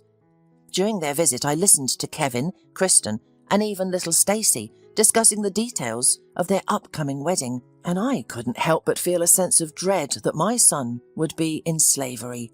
He would have to tear his veins supporting to the big family. Unfortunately, if I were to explicitly voice my objections, it might result in severing my bond with my son. I was terrified. However, the wedding was not meant to be. It was such a tragedy that even I, despite my dislike for Kristen, felt sorry for her. On that day, she went to her dysfunctional neighbourhood to pack her belongings, take her daughter, and return here forever. Kevin couldn't accompany her as he had to go on a business trip for work. He asked Kristen to wait for his return, but she was eager to leave behind the miserable existence she had known.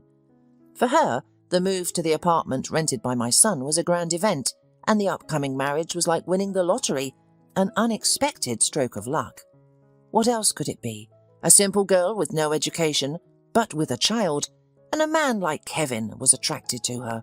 In general, an official marriage for a young single mother from a dysfunctional family is practically a modern version of a Cinderella fairy tale. I believed that she had attached herself to my son solely because he could provide her with a path to a normal life. Later, Kevin blamed himself for not convincing Kristen to wait at her home a little longer. They should have gone together to collect her meagre belongings and her daughter, and the tragedy could have likely been avoided. But it happened as it happened. A terrible misfortune occurred, the kind that even the most bitter enemy wouldn't wish upon anyone. Kristen's mother, if she could even be called that word, threw a party before parting ways with her daughter and granddaughter. In reality, as I came to realise later, any excuse was used as an opportunity to drink. As the investigation later revealed, one of the invited guests fell asleep with an unlit cigarette. The house was in disrepair, a wooden shack nestled on the outskirts of the residential area. The worst part was that the intoxicated individuals who fell asleep on the veranda survived. However, Kristen, her sisters and her daughter were trapped. Not everyone was able to survive amidst the chaos, and the victims of the fire were Stacy and one of her aunts. Kristen herself, in her attempt to save her daughter and sisters, suffered burns, injuries, and lost her ability to walk, along with an unimaginable grief. It was truly horrifying. The surviving sisters worsened the nightmarish situation. They all blamed Kristen in unison, claiming that it was her fault the party was organised and the house burned down. They even came to our apartment to demand compensation for the fire from Kevin.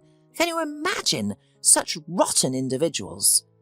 Their niece had died, their sister was in the hospital, yet they had no shame in extorting money from her fiancé. I drove them away, but I was relieved that fate had spared me from such relatives. As I share this with you now, I can't help but shudder because of my thoughts at that time. The grief was unimaginable, but there was a glimmer of joy in my heart. Kevin acted like a true gentleman and disregarded all of my attempts to dissuade him. He visited Kristen in the hospital and was determined to still marry his beloved, despite her disfigurement. But she rejected him. I pleaded with Kristen, kneeling before her, begging her not to ruin my son's future and to refuse to marry him. Somehow, I found the words to convince her not to destroy his life.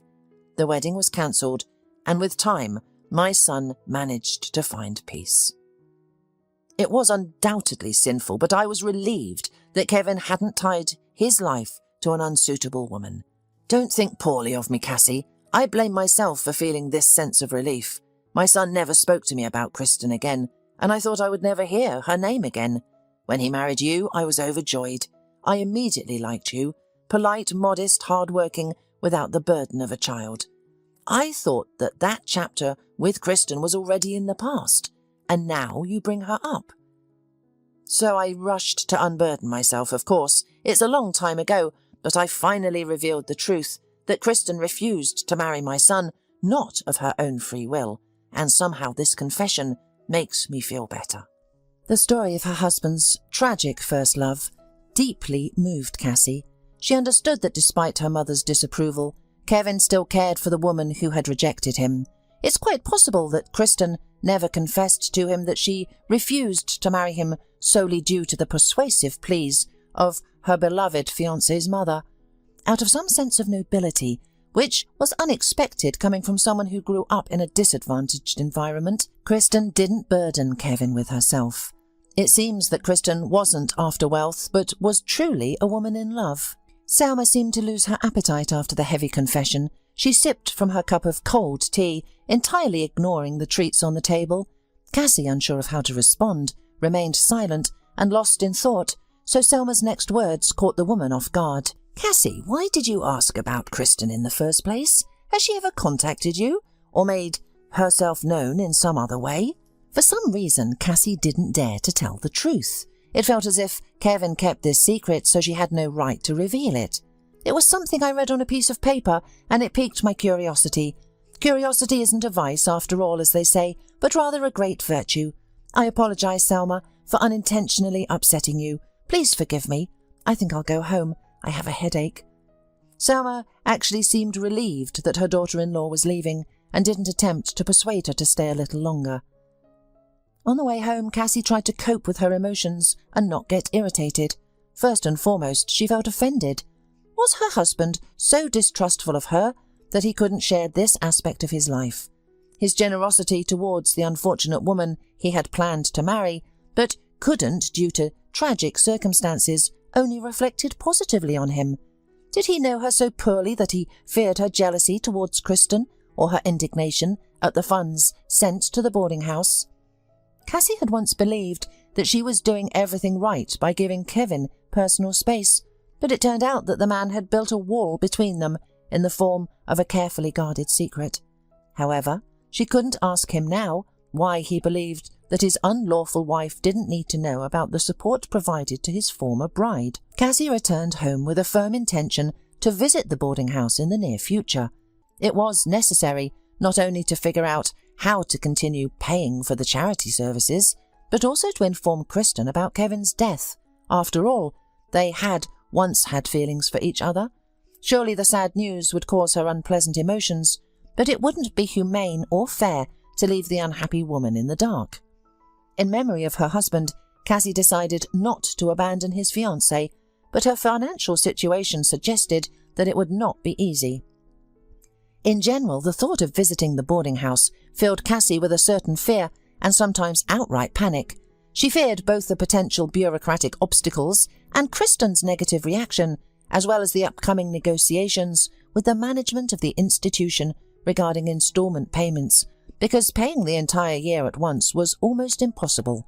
However, Cassie gathered her courage, learned the visiting hours in advance and scheduled an appointment with the director of the institution before embarking on her journey. The boarding house, Mercy, whose pictures Cassie had carefully studied on the internet, made a pleasant impression in reality. The tall pine trees surrounding the small, cosy buildings gave a sense of security. The air was fresh with a subtle aroma of resin, evoking thoughts of something sublime, pure and eternal. Cassie took a deep breath and proceeded to meet the director. There was no one in the reception room. After knocking on the door and hearing the invitation to enter, Cassie looked into the small office. A young woman sitting in front of a computer monitor asked, "Hello, what brings you here?" There was no picture of the director on the website, and Cassie thought that the person in front of her was an assistant or a secretary. Not envisaging the director of the institution like this woman, Cassie mentioned that she needed to talk to Mrs. Thornhill about Kristen Richards, who was staying in the boarding house. The woman, who turned out to be the director after all, nodded affably. "Oh, it's me. Sit down, please. I was informed that you planned to come today." Trying to speak as calmly as possible, Cassie explained that her late husband used to cover the expenses for a patient named Kristen Richards and shared her financial difficulties. "Mrs. Thornhill, from what I have seen, the facility you manage indeed provides the most comfortable conditions, and I understand the need to pay for it all. However, I am unable to pay for an entire year at once. Could you possibly accept monthly payments?" This confession didn't shock the director of the boarding house at all. She smiled. "In general, if you pay for a year, we offer a discount, and the cost of staying becomes slightly less than paying month by month. However, I believe we can find a solution and continue adjusting the amount for monthly payments. Besides, to be honest, Kristen Richards doesn't require extensive care from my staff. She's quite capable of taking care of herself. She's a wonderful woman with a strong character. By the way, if you would like, you can meet her. Would you be interested?" Cassie nodded. The sum was still quite significant for her budget. She would need to think of something for the future, maybe even look for a less expensive facility, but for now she decided to leave things as they were. After the new contract was formalized, Mrs. Thornhill personally escorted Cassie to a large hall known as the game room, according to the director. In the spacious and well-lit room, the residents of the boarding house were engaged in various activities. Some were playing chess and checkers. A small group gathered around a table, filling out bingo cards. A few people, including a relatively young man, were knitting near the windows, which had been cleaned to a shine. Mrs. Thornhill led the visitor to one of the needlewomen, who was sitting in a wheelchair.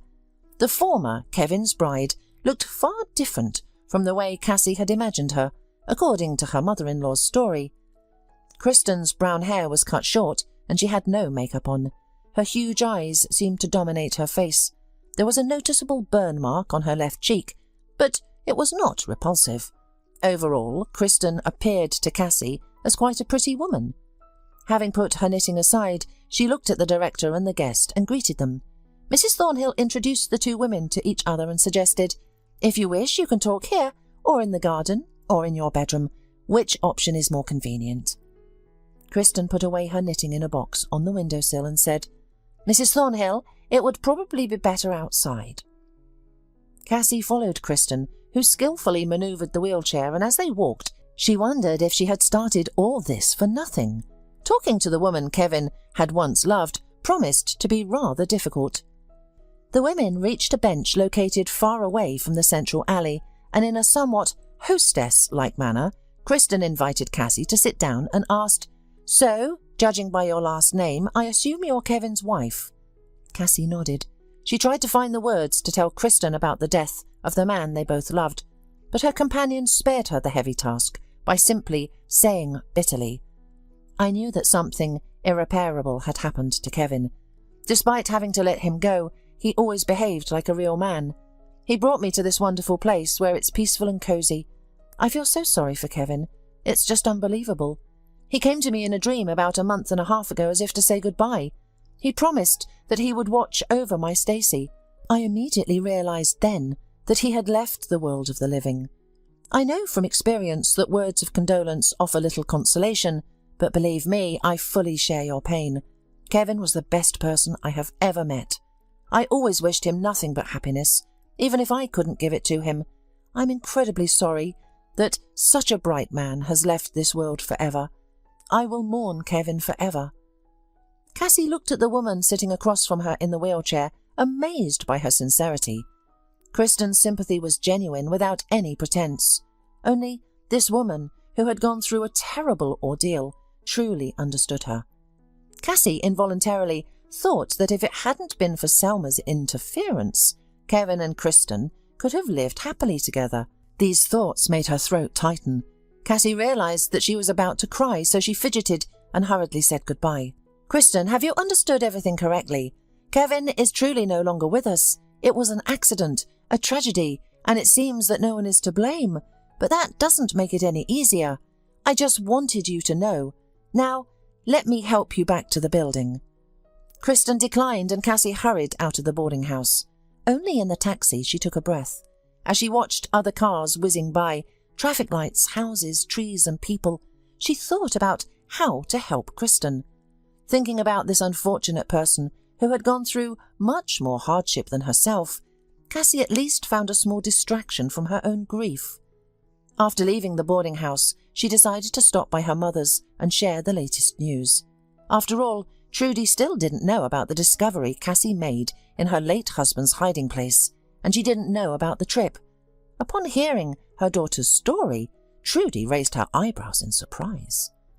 "I could never have imagined that Kevin was capable of such a surprise, although, overall, he did a decent thing.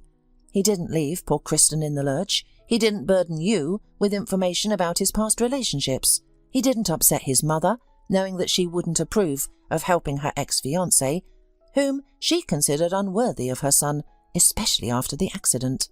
Selma probably shouldn't have interfered in Kevin's personal life, but what's done is done, and it's pointless to speculate about what might have been if Kristen had become her daughter-in-law." Realizing that her daughter was shocked by the situation, Trudy interrupted her speech and resorted to a proven method of dealing with stress. She fed Cassie home-cooked food. Grace, who had returned home, finally diffused the situation. The cheerful girl distracted her older stepsister and mother from unhappy thoughts by telling funny stories. Leaving her mother's apartment, Cassie went out in a much more balanced mood. The support of loved ones had truly benefited her. Back at home, Cassie went up to the attic and sat on a comfortable chair which seemed to hold the shape of her husband's body. Looking at the details of the unfinished layout, she pondered her next steps. What am I going to do now?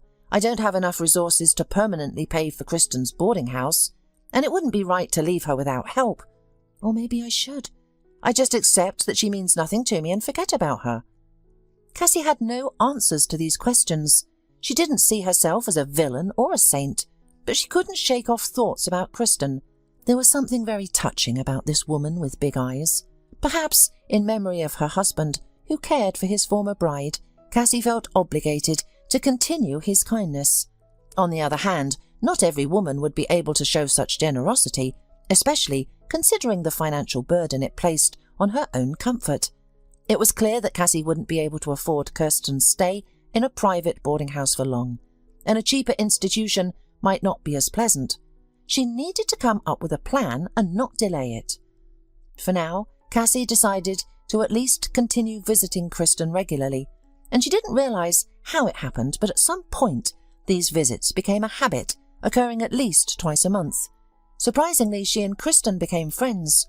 Apart from their shared memories of Kevin, they didn't have much in common, and talking about him only opened their barely healed wounds. However, their communication became more and more pleasant and trusting. During the New Year and Christmas holidays, Cassie went to the boarding home with her stepfather because it was difficult to transport several heavy bags of gifts without a personal car. Cassie's stepfather didn't mind going out of town, and Trudy, who noticed that visits to the boarding house helped Cassie cope with her longing for Kevin, was glad to take part in this trip. However, most of the time the young widow visited Kristen and the other residents she had gotten to know alone. Conversations with people who were in comfortable conditions but limited in their freedom of movement became a true salvation for Cassie. The unexpected insights from the boarding house residents helped her see different aspects of life in a new light. Once, Kristen said to Cassie, "Can you imagine? There isn't a day that goes by when I don't remember my daughter and wonder what would have happened if I had listened to Kevin and postponed the trip to my mother's. However, more and more, I feel like this misfortune happened to me for a reason, for some kind of personal growth. It might sound strange coming from a woman confined to a wheelchair, but it's here within the walls of this boarding house that I've started to grow as a person. Here, I've started educating myself. I've been reading books, not just for fun, but thoughtfully. I've also learned needlework. It didn't come easily at first, but then I found a kind of extravagant courage. Isn't it amazing and delightful when a real item emerges from yarn and simple tools?" Following Kristen's recommendation, Cassie tried her hand at needlework. The new experience was interesting, and the conversations with Kristen and other residents, who maintained their spirits despite facing terrible problems, helped Cassie view her own pain with a different, more detached perspective. Despite the wonderful conditions at the boarding house, being virtually locked up was still quite challenging. Cassie had her freedom, while the other residents of the institution had to follow its rules. In one spring weekend, Cassie was shopping. There were more visitors than usual, and everyone was in high spirits. However, Cassie's heart felt uneasy because bonuses were unexpectedly cut at work, and unfortunately, there was no sign of the situation improving, and the prospect of a small salary did not bring any joy. Cassie realized that under the circumstances, she wouldn't be able to afford the boarding house services. She thought about inviting Kristen to her house, which was originally built for a happy family life with Kevin, but making such a radical change wasn't easy. It would require making modifications to the house to accommodate someone in a wheelchair, and the thought of transitioning from short meetings to permanent cohabitation was daunting. But the fate had her own plan. One evening, after visiting Kristen, Cassie headed towards the bus stop to go to the city. As she walked, a car pulled up next to her. The man in the driver's seat looked familiar to her. She often saw him at the boarding house, and they would greet each other, even though they hadn't been formally introduced. Cassie knew that he was visiting an elderly woman and assumed he wanted to discuss something. However, instead of that, the man suggested, "If you're going to town, get in. It looks like the snow clouds are gathering, even though the first week of spring has already passed." Feeling tired and realizing that the man didn't seem like a villain at all, and was actually somewhat familiar, Cassie thanked him and agreed. A little while later, as she settled into the car, she realized that the man, who introduced himself as Harry, just wanted someone to talk to. "You know, I placed my great-aunt in a nursing home," he said guiltily. "To be honest, I'm ashamed. She raised me, you could say, and I put her in a penitentiary. I could have easily arranged for a nurse to take care of her and provide medical treatment, which would have been no problem. After all, I work at a reputable private clinic and have connections with medical professionals. However, as it became increasingly difficult for my aunt to move around, she requested to be placed in a facility where she could receive care and companionship. That's the only way I can justify my decision, because I really haven't a lot of spare time on my hands." The man paused for a moment and then asked, "Forgive me for being indelicate, but do you have a sister there? I've seen you in the company of a young woman." Cassie involuntarily smiled. She and Kristen did bear a subtle resemblance. Apparently, Kevin had a preference for a certain type of woman and had a penchant for consistency. However, Cassie didn't want to delve into a lengthy explanation, so she simply reassured her new acquaintance. "Perhaps it would be more accurate to say that I have a good friend staying at the boarding house. However, Harry, you needn't worry. Thanks to Mrs. Thornhill and the charitable team, the conditions there are nearly ideal. Of course, it would be ridiculous to envy people who have lost their health, but in my opinion, this boarding house is wonderful. The air is healing, the buildings are clean, and there is plenty of social interaction to keep one from getting bored. In general, don't worry, Harry. I believe it's better for your aunt to be among people rather than suffering alone, waiting for a hired help or your return from work." Harry scrutinized his companion attentively. She spoke with such confidence that there was no room for doubt. It was a well-considered stance. Cassie continued to share what was on her mind. "The boarding house is a fantastic place. The only drawback is that it's a bit expensive. But they don't take money from relatives for nothing. Everything is fair. Besides, no matter how much I inquire, the residents are delighted with the Mercy team. It's lovely to see people with compassionate hearts working there, as it holds special significance." The man reluctantly agreed, as he had heard nothing but positive reviews about the staff and the institution from his aunt as well. The companions did not notice that the time had passed on the way to the city. Harry inquired, "Where do you live? I have free time today and can give you a ride." Cassie hesitated and confessed that she needed to go to the bus station to reach her suburb house. Harry firmly responded, "Well, if you allow me, I'll take you there. It's a short ride and we can have a heartfelt conversation. It's been a while since I've had one." There was no traffic on the road, and soon Cassie was waving goodbye because Harry declined the polite offer of tea or coffee. "Sorry, but I have to leave. Maybe another time. Thank you for your words. Your opinion was important to me, and you have reassured me. Maybe now I won't feel guilty." Although Cassie couldn't even think about starting a new romance after her husband's death, life continued and pushed her to interact with people, including men. Harry appreciated Cassie's reasonableness, intelligence, and her remarkable ability to empathise. Cassie had no intention of starting a new love story, but she enjoyed the gallantry of their casual acquaintance.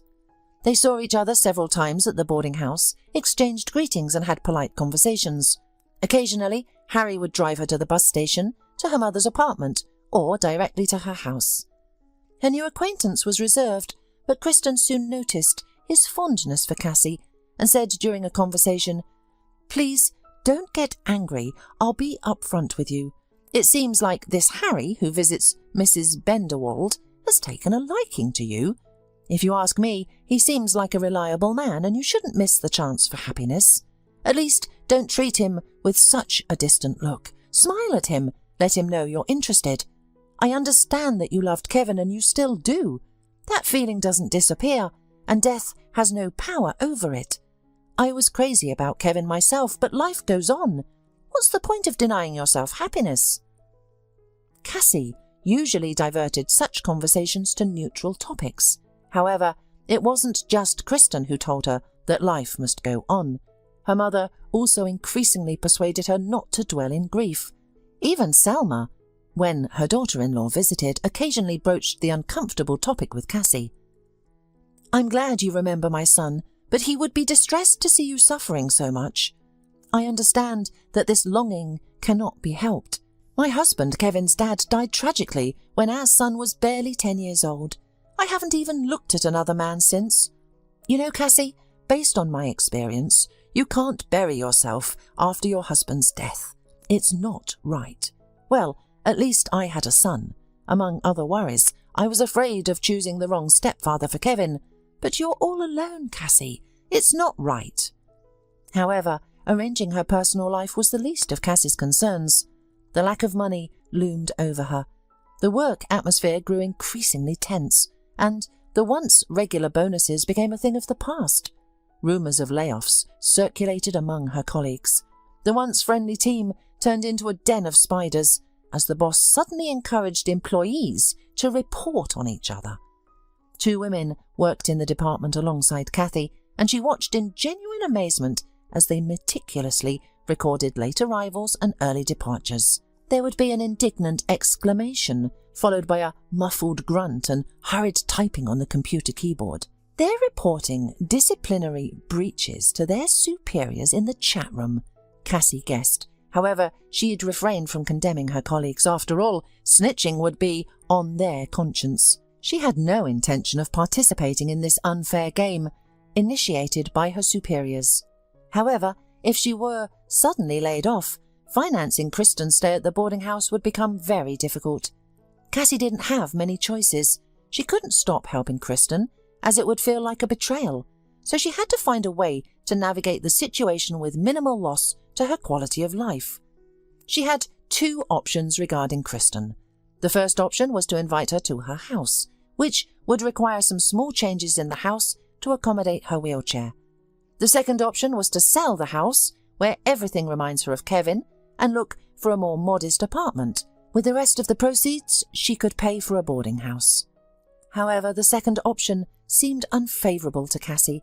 Even if she put the difference in the bank and earned interest, this reserve would eventually run out. Then what? Go back to worse housing conditions. The idea of resettling in the city was also unsettling for Cassie. She had grown accustomed to being able to harvest her own food from the plant garden or apple trees planted by the previous owners. It seemed more appropriate to invite Kristen to live with her. This would give her the opportunity to breathe fresh air, even if not with the aroma of pine trees like at the boarding house. She would also have the benefit of natural products. Although there would be less socializing, the walls would not be a constant reminder of past grief. Worried, Cassie shared her idea with Kristen at their next meeting, eagerly awaiting her response. However, Kristen simply shrugged her shoulders and said, "You know, I realise that the boarding house is not a cheap option, and I sometimes thought about returning to my late mother's home. But that would be an extremely undesirable option for me. I'm content here, of course, but I increasingly feel the desire to go beyond this quiet existence. So, if you think I would be comfortable living with you, I would be happy to move in, even if only temporarily. It would be like a vacation for me, and if that doesn't work out, I'm ready to look for a job that provides housing. Surely something can be found." Cassie was glad that Kristen liked her idea. Although the move would not be a simple process, they reached an agreement in principle. The family supported Cassie's initiative. However, her mother-in-law unexpectedly opposed the idea of the failed wife of her deceased son soon living in their house. "Cassie, you are a kind soul, and I don't blame you for this. It's actually a good thing that there are still people like you in the world. But why take on this burden? Kristen is a grown woman who has experienced a terrible tragedy. It's clear that she hasn't been able to forget the nightmare she went through, and she likely has not only physical challenges but also psychological ones. At least she is being professionally cared for at the boarding house, and there is medical assistance. Have you thought about how you will provide for all this?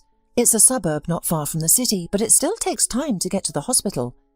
Selma continued to give various arguments, but seeing that none of them were affecting Cassie, she finally blurted out, "Please understand that if Kirsten moves in with you, I can no longer come to this house. I still feel embarrassed when I think about our last meeting, when she agreed to sacrifice her happiness and break off her engagement with Kevin. I know for a fact that he has no idea I was the reason for her decision. It might sound silly, but I feel ashamed. After my son's death, I reflected a lot on the past. Maybe Kevin was taken away from me because during the darkest period for Kristen, I not only didn't offer her a helping hand, but actually pushed her away." To Cassie's surprise, Selma became so nervous that she started to cry. After calming her mother-in-law with difficulty, Cassie carefully chose her words to avoid causing another outburst of tears and began to explain. "You see, Kristen is no longer the woman you once knew. She has gone through a terrible ordeal, but has found the strength to grow and improve. Kristen is a talented craftswoman, and it's very interesting to interact with her. You know, if I were in her shoes, I would probably consider the whole world hostile and hold a grudge against you and her mother for the misfortune. That's just my nature. But she, despite losing all hope for happiness and finding herself in an institution, doesn't curse her fate. Instead, she lives and tries to benefit those around her as much as she can. Selma, trust me, you and Kristen just need to get to know each other again. I believe that once you spend time with her and get to know her, you will realize that she is a person deserving of respect." Selma carefully listened to Cassie's objections and realized that she wouldn't be able to change her daughter-in-law's mind. She had no choice but to accept it. After all, no one could force her to communicate with Kristen if she didn't want to. So, what was the point of dissuading her daughter-in-law from doing something good, even if it was burdensome? Mrs. Thornhill, the director of the boarding house, was not happy about Kristen leaving. Speaking to Cassie, she admitted, "I'm very sorry that I have to prepare for the farewell. It's not just about the money you paid. We have plenty of people who want to stay with us. I'm genuinely sad to say goodbye to Kristen. However, if we're being honest, home conditions are often better than professional care. Moreover, judging from the photos you shared, Kristen will be comfortable at your place. I'll provide you with a memo containing contacts of doctors, pharmacies, stores where you can buy care products, and my personal phone number. You are welcome to call me any time. I'll always be willing to help." Cassie was grateful to Mrs. Thornhill for sharing such important information about trusted contacts without any prompting. Kristen maintained a positive attitude and believed that the move would go well. She felt that a new chapter in her life was beginning, and she hoped it would be calm and joyful, given her circumstances. After learning about Kristen's move from her aunt, Harry immediately offered his help to Cassie. He said, "I can arrange transportation for your friend in a suitable car. If you need any men's work done for the repairing, I have some contacts. They can install a ramp quickly and conscientiously, and their services are reasonably priced." Cassie accepted Harry's offer of support. Upon closer inspection of the house, they discovered new obstacles that could hinder Kristen's mobility. They needed to remove thresholds, rearrange furniture, and take care of many important details. The tasks seemed overwhelming at times, and panic would set in. Surprisingly, when Cassie felt like everything was going wrong, and she was unprepared to receive Kristen, as if by magic, the obstacles started to disappear. With the help of family, Harry and others, the move eventually took place. Even Selma made a brief visit, despite feeling improper. However, Kristen spoke to her without any resentment. Everything went almost perfectly. The house, which had become a sanctuary for the women Kevin had loved, started a new chapter filled with lively activity. For the first time since Kevin's funeral, the house was filled with laughter and jokes. Trudy noticed that her daughter looked much better while observing her. Cassie regained her active and energetic nature, just as she had been before her husband's death. The sad anniversary was approaching, and Trudy was relieved that Cassie wouldn't be alone in the house during that time. With Kristen's presence, it would be easier for them to discuss the upcoming day and organise it. Cassie wasn't bothered by having Kristen in the house. She made sure to make Kristen feel comfortable as a tribute to Kevin. Carefully bringing down a few finished models from the attic, Cassie proudly showed them to Kristen. Kristen was surprised and whistled in amazement. She confessed, "Kevin once told me that he dreamed of building all kinds of ships, but I had no idea he could create such works of art. He was so talented. You know, I'm glad that during his marriage with you, Kevin was able to pursue a hobby." The days flew by, and now it was the anniversary of Kevin's death. It was decided to go after the cemetery to go to a cafe. Although Kristen suggested staying at home, Cassie asked, "Please, let's go. Since Kevin took care of you after the separation, it means that you are dear and important to him." Harry volunteered to solve the transportation issue for Kristen and her wheelchair. He periodically called Cassie and sent greetings from his aunt to Kristen. Despite his help, he didn't show any obvious romantic interest. It remained only to wonder whether his help was just sincere altruism. However, Cassie had more important concerns than understanding the motives of the man. She had been laid off from work and was unemployed. Although she received the owed amounts, she couldn't relax. She had to search for job vacancies online, send out resumes and attend interviews. Cassie hadn't found a suitable option yet, but she didn't despair or settle for obviously unsuccessful vacancies. She believed that things couldn't be bad all the time. Besides, she had a roof over her head, supplies in the cellar, and the vegetable garden was starting to yield results. With her ability to save money, she could manage for a few months without much worry. While driving the women home after the wake, Harry unintentionally mentioned that his firm needed a dispatcher and asked, "Can't you recommend anyone? Maybe there is someone reliable. The salary, though, is not huge." Cassie and Kristen exchanged silent glances. The amount mentioned by Harry was quite decent, but their silence gave him a peculiar impression. He quickly added, "I understand it's not a very high salary, but it's realistic to work from home if the internet connection is stable. Please ask around among acquaintances if you can. It's a fixed schedule job. If someone is interested, give them my phone number and I'll provide all the details." Cassie decided to respond immediately. "Harry, there is no need to ask. I'll take this job starting from tomorrow."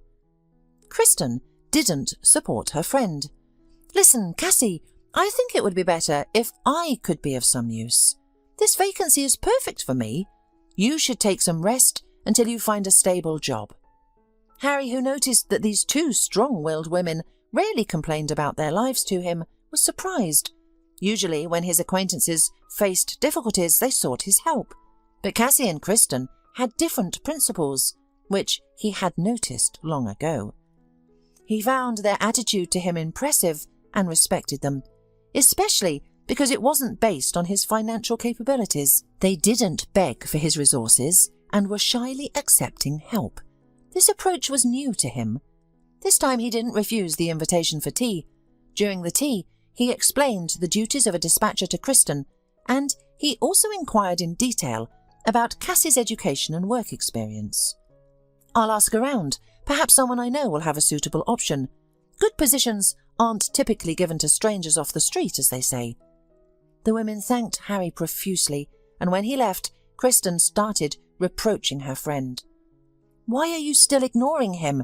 It's time to move on from mourning. Look, if you miss such a man, fate may not take pity on you." Feeling upset by the visit to the cemetery, Cassie snorted resentfully. "Listen, Kristen, I don't let anyone pry into my private life, and neither should you.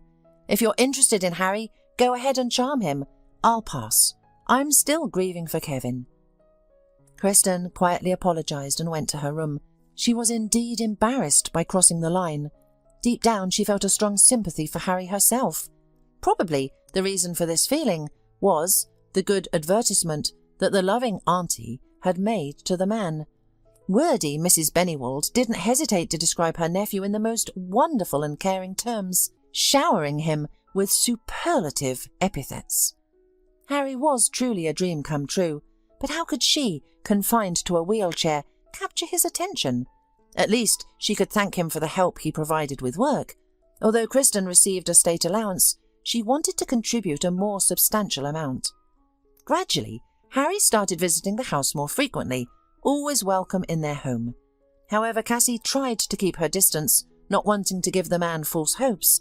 On the other hand, Kristen, with Cassie's full approval, made an effort to communicate with her boss as much as possible. The charming woman's beauty was not diminished by the scar from the burn, and Harry found himself increasingly drawn to Kristen. Compared to the cold and emotionless Cassie, who resembled the Snow Queen, Kristen was a vibrant volcano. Sometimes the man even forgot about her injuries, and the one day he made it his goal to find the best specialists to help her. He believed that with the right doctor, Kristen would return to a normal life again. Observing the love between them, Cassie was happy. She wanted her friend to have a companion. It all worked out harmoniously, because both Harry and Kristen were dear to her as close individuals. Cassie was not at all surprised when Kristen, embarrassed and blushing, told her, "Cassie, I'm scared. Harry proposed to marry him. Can you imagine? He also arranged for a renowned medical expert to examine me and, if possible, help me walk again. Harry said that he's satisfied with everything, and he doesn't want me to be sad about my limitations. You know, I feel so uncomfortable, as if I took Harry away from you, and I don't know how to express my gratitude for your generosity." Cassie squatted down and took Kristen's hands in her palm. "I am pleased for both you and Harry. Don't worry, you haven't fought anyone off. Be happy with Harry." Cassie had no regrets about pushing Kristen into Harry's safe hands. She liked the man, but only as a good and kind person, not as a potential life partner. She still missed her husband and hoped that she had fulfilled her obligations to the unhappy but not broken woman. At the wedding of her friend and Harry, Cassie sincerely celebrated for the newlyweds. Even though the bride was still in a wheelchair, she whispered in Cassie's ear, "One of the doctors gives a rather optimistic prognosis for treatment." Thanks to Harry's support, Cassie found a job with a decent salary. A few years later, when the pain from her husband's premature death became less intense and burning, the woman reciprocated the advances of a colleague. Everyone liked Jason. She, the relatives, and Kristen, having met him, began to insist, "Cassie, you more than anyone else deserves happiness. Honestly, Kevin would say the same if he could. I can only call you a saint. You didn't abandon me. You paid for my boarding house, gave me a place to stay, and found me a husband. Kindness should be rewarded. Marry Jason and be happy. Cassie listened to her friend's advice and moved into her husband's house after the wedding. The woman did not sell the house in the village, turning it into a summer cottage, and she always went up to the attic with special trepidation, where many years ago she found a hidden contract, which began a chain of unexpected discoveries. Once upon a time there was an old man and an old woman, and they had no children, said Claudia sadly as she washed the dishes after celebrating her 40th birthday. Come on, Claudia, we're still young. Shane tried soothing his wife in a cheerful voice as he wiped the plates beside her. The woman grinned and suddenly asked seriously, Don't you regret being with me?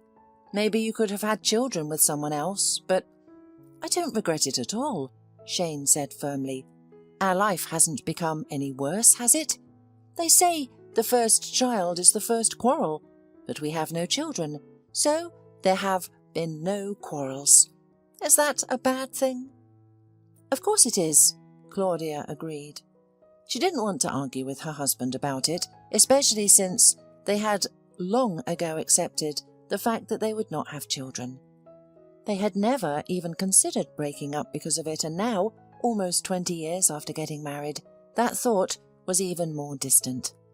However, as they grew older, both spouses started having secret thoughts about the possibility of loneliness. Their parents had passed away, and they had no siblings, so if one spouse lost the other, they would be all alone in this world. However, they didn't speak about it aloud. Why worry before it's time? Soon after that conversation, Claudia suddenly started feeling unwell and became worried. She didn't have any specific pain, but everything felt different somehow. She grew tired quickly, had unexplained drowsiness, swollen legs, nausea, and no appetite. What if something terrible had happened? How would Shane cope alone? She went to the doctor, who ordered various tests and referred her to other specialists. Strangely enough, the doctors found no abnormalities, but her condition was not improving. At first, Claudia had hidden her ailments and visits to the doctors from her husband, but eventually she couldn't bear it any longer and told him the truth. I don't know what's wrong. I am really afraid to go to the doctors. Everyone says that everything is fine, but I feel that something is wrong. I only have to go to the gynecologist, who will definitely find some abnormalities. Or maybe to postpone the visit. It happens that people get sick, and then everything goes away. Maybe I'm just tired? Don't say that, please. You literally used to die every time you got a runny nose, and now you're saying it'll go away on its own. Dear, we're not getting any younger, and you women, they say you may be going through menopause. You can get all sorts of ailments during that time. Maybe you too. You should see a doctor. See if they'll prescribe you some medicine. Yeah, listen, you're probably right. I hadn't thought of that. That makes sense, agreed Claudia, whose mood was really unstable due to her health problems. Every now and then she wanted to cry. Having calmed down his wife, Shane went with her to the doctor, saying that he would wait near the clinic. And he didn't recognize his wife when she came out. She looked so amazed and enlightened. What is it? What did the doctor say? He asked. Well, he said that in 6 months our menopause will be born. Claudia replied with a broad smile. Who will be born? Shane did not immediately understand. A child will be born, Shane. I'm pregnant. Can you imagine? As if not believing her own words, Claudia replied, and tears ran down her cheeks. Really? Really? Shane asked in bewilderment, not knowing whether to rejoice or be frightened by this news. Well, is that a good reason to joke? I'm telling you in all seriousness. I told the doctor that I was probably going through menopause. She looked at me with laughter and said, "Menopause? You're 3 weeks pregnant." "Maybe more." I did not believe her, and she told me, "The matter is yours, of course, but you will need to take care of yourself because the baby will still be born, regardless of your belief." And she was laughing at me, and I'm standing here, laughing and crying too. What is it, Shane? It's been 10 years since we dreamed of anything like this. We've accepted that God didn't give it to us. That's it. And this news. Claudia, you're kidding. Shane still couldn't believe it. Stop joking. Is it really true? It's true, and you are right. We're not such an old man and an old woman. We're young parents. When the couple walked home from the outside, they seemed young, in love, perhaps even a little champagne. They laughed, they hugged, they chatted, they were happy. As they approached the house, Shane came to his senses and gently took his wife under his arm. "That's all very well, Claudia, but you must take great care of yourself. How are you feeling? And anyway, what did the doctor say about what you may eat, what you may drink, how to behave in general?" "The doctor said everything is going well. Now I'll have to visit her regularly, get checked, have tests, go through all the procedures that will be prescribed. It's just like any other pregnancy. Nothing special. It's not like I'm an alien, so there's nothing unusual about my condition. I have every chance of having a baby at term. Of course, I feel not very well, but many pregnant women feel like this, or maybe even worse, I don't know." But no matter how much Claudia cheered up, she didn't feel very well. The doctors reassured her that it was only natural, and when it turned out, after the ultrasound, that she was carrying twins, everything became clear. Your body is not so healthy as in your 20s. You're giving birth for the first time, and even twins. So, all your ailments are quite natural, and they do not require any medical intervention. Just take care of yourself, rest more, and if possible, walk in the fresh air. It was understandable, but it didn't make the poor woman feel any better, and neither did her husband. Shane suffered almost as much as his wife, agonizing over the fact that he couldn't do anything to help. They weren't rich at all, but for the sake of his beloved wife, who was going to give birth to 2 babies at once, he was ready to do anything. But Claudia understood perfectly well that her condition would only be relieved by childbirth, so she didn't show any special demands, and she didn't have the strength for them either. And Shane's friends even teased him a little. "I think you're taking the pregnancy even worse than your wife. You've lost weight, you're exhausted, doctors are watching her, and I've read that late kids are the most successful." But unfortunately, no one realized that Shane was more worried because his wife was having a hard time, and he couldn't help her. And soon, to everyone's joy, the day came when the twins were born. Charming, healthy baby girls. The parents were overjoyed. That's why they had waited so long, for the sake of becoming a father and mother of 2 such wonderful girls. They named them in honor of their parents, who had never met their grandchildren. Nina and Alexis grew up without any problems. They were healthy and intelligent, as if justifying their status as late and very promising children. They looked very similar, but they differed from each other in character and hobbies. Alexis was a quiet girl who loved animals and dreamed of becoming a veterinarian, and Nina, more lively and sociable, practiced gymnastics and wasn't in a hurry to choose a profession. Despite all these differences, the sisters got along very well with each other, and their mother and father couldn't even remember a time when the girls caused them any trouble at home. They did well in school, were polite and active, and willingly helped their mother with household tasks. If anything worried their parents, it was their own age. It would be nice to be a young mum," Claudia sometimes sighed. "Age really makes itself felt. I can't run and play with my daughters like others, and I'm always afraid that someone will ask who I am to them, their mum or their grandmother. so I have to look younger all the time, but I don't know if I can keep up or not. How old do you think I look? Honey, you don't look like our daughter's big sister. I look more like a grandfather, but that doesn't bother me much. Well, so what? I'm not going to dye my hair or my eyes. I'd rather look like a grandfather than a clown, replied Shane, and hugged his wife tightly. But the wife had another reason to worry.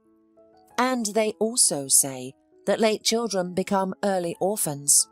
Think about it, when they're 20 years old, we'll already be in our 7th decade. Stop it, Claudia. That's ridiculous to listen to, honestly. Do you think our daughters would love us any less if we looked any different? Have they ever told you that you're not young enough to be their mum? And I don't think we should pay attention to anyone else's opinion, especially since I've never heard anyone else call me old, let alone you. Yes, we're practically the same age, and everyone thinks I married a young girl. Oh, it's all your compliments. His wife waved away, still flattered by Shane's words. It's better to give compliments than to make such predictions. You're burying us, and then you're writing us off as decrepit old men. Honey, live in peace. We're healthy.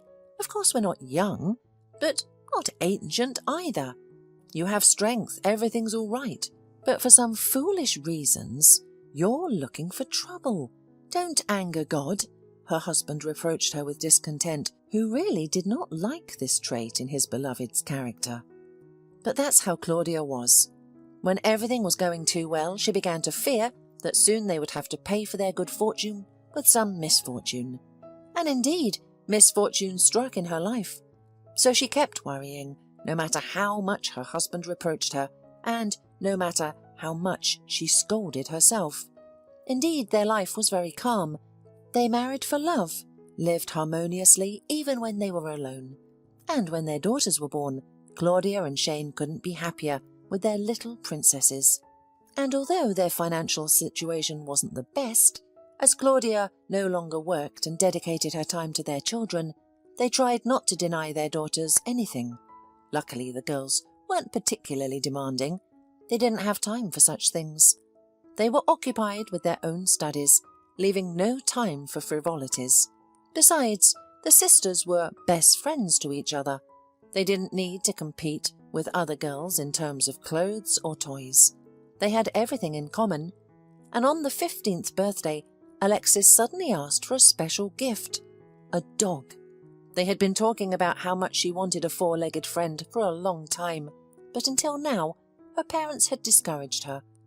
She already had pets, hamsters and parrots, but her parents were persistent in their refusal to get a dog, telling her to wait. When you grow up, you'll definitely get a dog, but for now, you and Nina are still young. You have to walk the dog, take care of it. Who's going to take care of him? Your mum?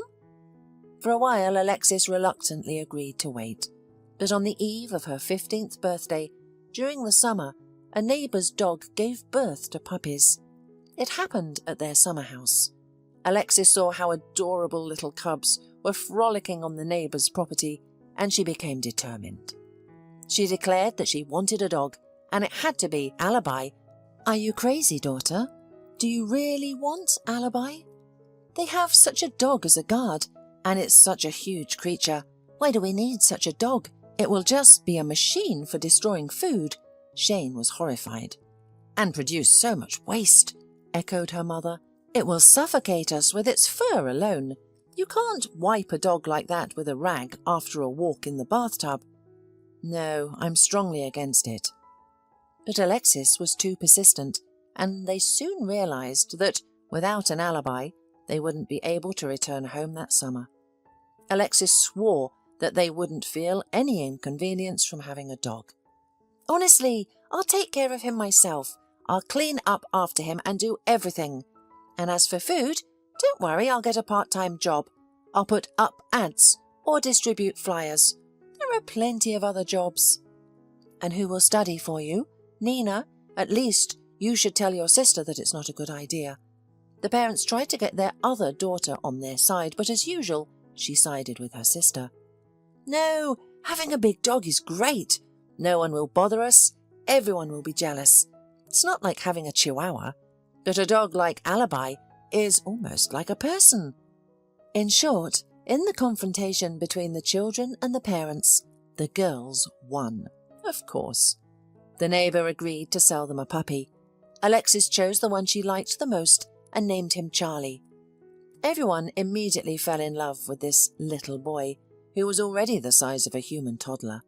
He was cute, fluffy, mischievous, but already smart and well aware that his main and only mistress was Alexis. He also loved the other members of the family, but Alexis was his supreme being.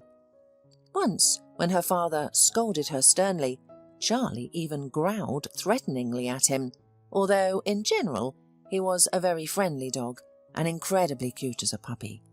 No passerby could pass by without being captivated when Alexis took her little furry friend for a walk, but it was already evident that he would grow up to be a huge dog. Sometimes, while caressing the puppy, Claudia would say, "Oh, Charlie, if only you could stay forever as a little teddy bear, such a cute, mischievous boy, but you'll grow up to be a good calf or even a bull." Alexis fulfilled her promise and took great care of Charlie. She practiced with him, took him for walks, taught him various dog tricks, and even completed a course for young dog trainers to properly educate her furry friend. She also managed to find a part-time job, despite her parents' disapproval. Of course, they could provide for the dog, and Alexis needed to focus on her studies. However, she realized perfectly well that support for her, Nina, and their four-legged companion was not easy for her parents. Charlie had a big appetite and required high-quality food for his well-being. To make matters more challenging, Charlie grew much faster than children do. Another problem was that soon only Alexis was capable of taking Charlie for the walk. He had become a big, strong, and highly active adolescent dog. It was difficult to keep him on a leash, and letting him roam freely was out of the question, due to people's fear of such a large dog potentially attacking them. Though Shane and Claudia occasionally expressed regret over Alexis's choice, she was content. "I can walk at night now, and no one can touch me," she said. "But why do you need to wander the streets at night?" her father would ask. "It's Nina who has picked up that trend, but at least she has a beau accompanying her." Indeed, Alexis's younger sister already had an admirer at the age of 16. They often went out together in the evenings. However, Shane and Claudia were not overly concerned. They had known Isaac for a long time. He was a decent guy from the same school as the sisters, just a year older, and came from a good family. Nina's parents valued a good family not in terms of wealth, but in terms of being friendly, non-drinking, and hard-working. Therefore, Shane and Claudia had no reservations about Nina's choice of companion. They were more upset by Alexis's choice. "What kind of life do you have, Alexis?" her mother would ask. "You study, work part-time, and take care of your dog. When do you have time to go out with friends or go dancing?" "Oh, Mum, you always say the same thing. Other parents scold their daughters for going out, but you want the opposite for me. By the way, thanks to Charlie, I've met many interesting people. I'm never alone when I go out because there's a whole group of us dog owners, and they're all good people because you can't be a bad person and own a dog. So don't worry, I don't need to go out at all." "Yes, on one hand that's a good thing," her mother agreed, "but on the other hand, you will never have a second youth anymore, and you want to spend it on a dog. Look at Nina, she's so happy and radiant." "I'm happy too, honestly," replied the daughter, embracing Charlie. Looking at her, there was no doubt that the girl was happy, and all the mother's doubts were unfounded. But what mother doesn't worry about her child? I hope it doesn't take too long for my daughters to have babies. It is better to be young parents anyway. It's good that Nina will marry early. At least I will be able to admire her happiness and God willing, wait for grandchildren. Well, and maybe, looking at her sister, Alexis won't delay with this either.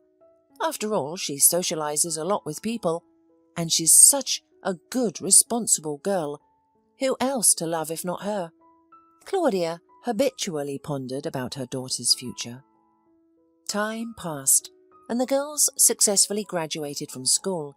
Alexis enrolled in veterinary college, while Nina still couldn't decide on a profession and went to art school. Her fiancé also enrolled in the college, with more definite plans. Both parents had to discuss the future wedding, as the young couple had already firmly decided to get married. "And where are you rushing off to?" Isaac's mother sighed at times, but even her husband disagreed with her. If they love each other, why wait? Because some say that first you need to hang out, and they hang out so much that they stay alone and stay. No, they have found their happiness. Let them hold on to it. "Yes, but early marriages can be fragile," sighed the wife.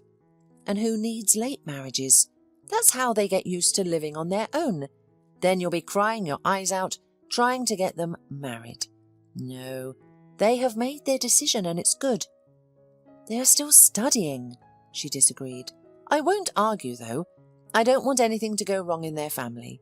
And I don't want to be blamed. I am not my son's enemy." Nina's parents also had mixed emotions about their daughter's marriage. Claudia, who was known for her pessimism, was particularly concerned. However, this time she managed to hold back and only sighed. "Well, I think every mother is sad to give her daughter away in marriage, although not getting married would be even worse. I'm more worried about you, Alexis. Now, you're also 18, and you don't think about your future at all. Haven't you been on a single date, Alexis? All you do is hang out with Charlie. I don't know why we got you a dog. If it were a smaller dog, I'd go out with him, but not with this beast." "Mum, make your mind up about what you're upset about. Are you upset that Nina is getting married, or that I'm single?" Alexis laughed angrily. "And trust me, Charlie will not interfere with my personal life. And if you want me to go on dates, I'll start soon, so don't worry. We have plenty of guys at vet school. Then I exactly won't have time to take care of Charlie. You'll have to do it instead of me." "Oh, no. Then don't go out with them, or take your beast with you on the dates. By the way, dogs are the best way to check out potential suitors. Charlie won't let just anyone have you." Claudia seemed to be joking, but there was still some anger behind her words. What was it? Every conversation with her daughter somehow always revolved around the dog. No matter what they talked about with her, all they heard was Charlie, Charlie. Let's say Alexis gets married and has kids. Will the dog still be her top priority? Even now, when she comes home, the first thing she asks is what Charlie ate and how he behaved. Not how her parents are feeling or what are they doing. But in general, Alexis was fine, so such thoughts of her mother were rather fleeting. Besides, she had to think about her other daughter, who was about to leave the house. They could offer her and Isaac to live with them. After all, they had a 4-bedroom apartment, so they could have their own room.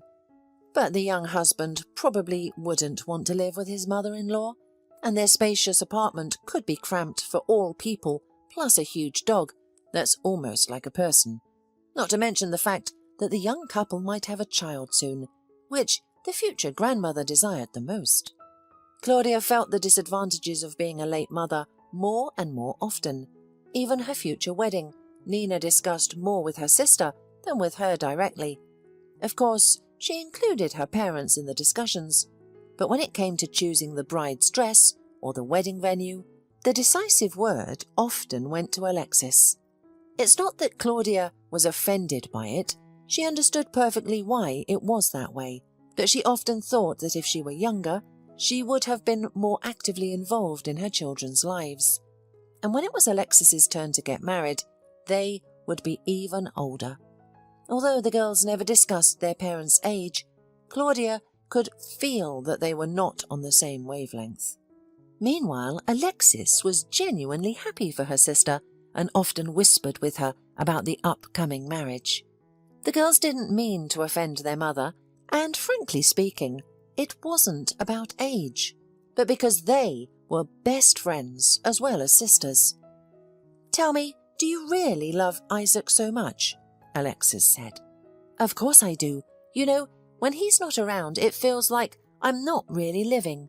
I want him to always be by my side, and it will be very soon. I even thought about transferring to his college so we could always be together there.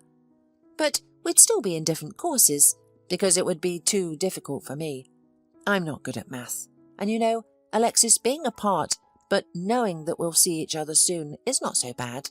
I'm so happy when I see him. It's like a light bulb turns on inside me." "That's great. I'd like to feel that way about someone. Although, you know, I really liked a boy back in high school. I was even convinced that I was truly in love with him. I thought we would get married, but he didn't even know. He didn't pay any attention to me at all." Alexis laughed. "But it's gone. You're not in pain anymore, are you?" Nina asked anxiously. "I didn't suffer much then, and I don't suffer much now. It's funny to think that I used to like him, because now he doesn't seem cute at all. I like some guys at the vet, but without any light bulbs."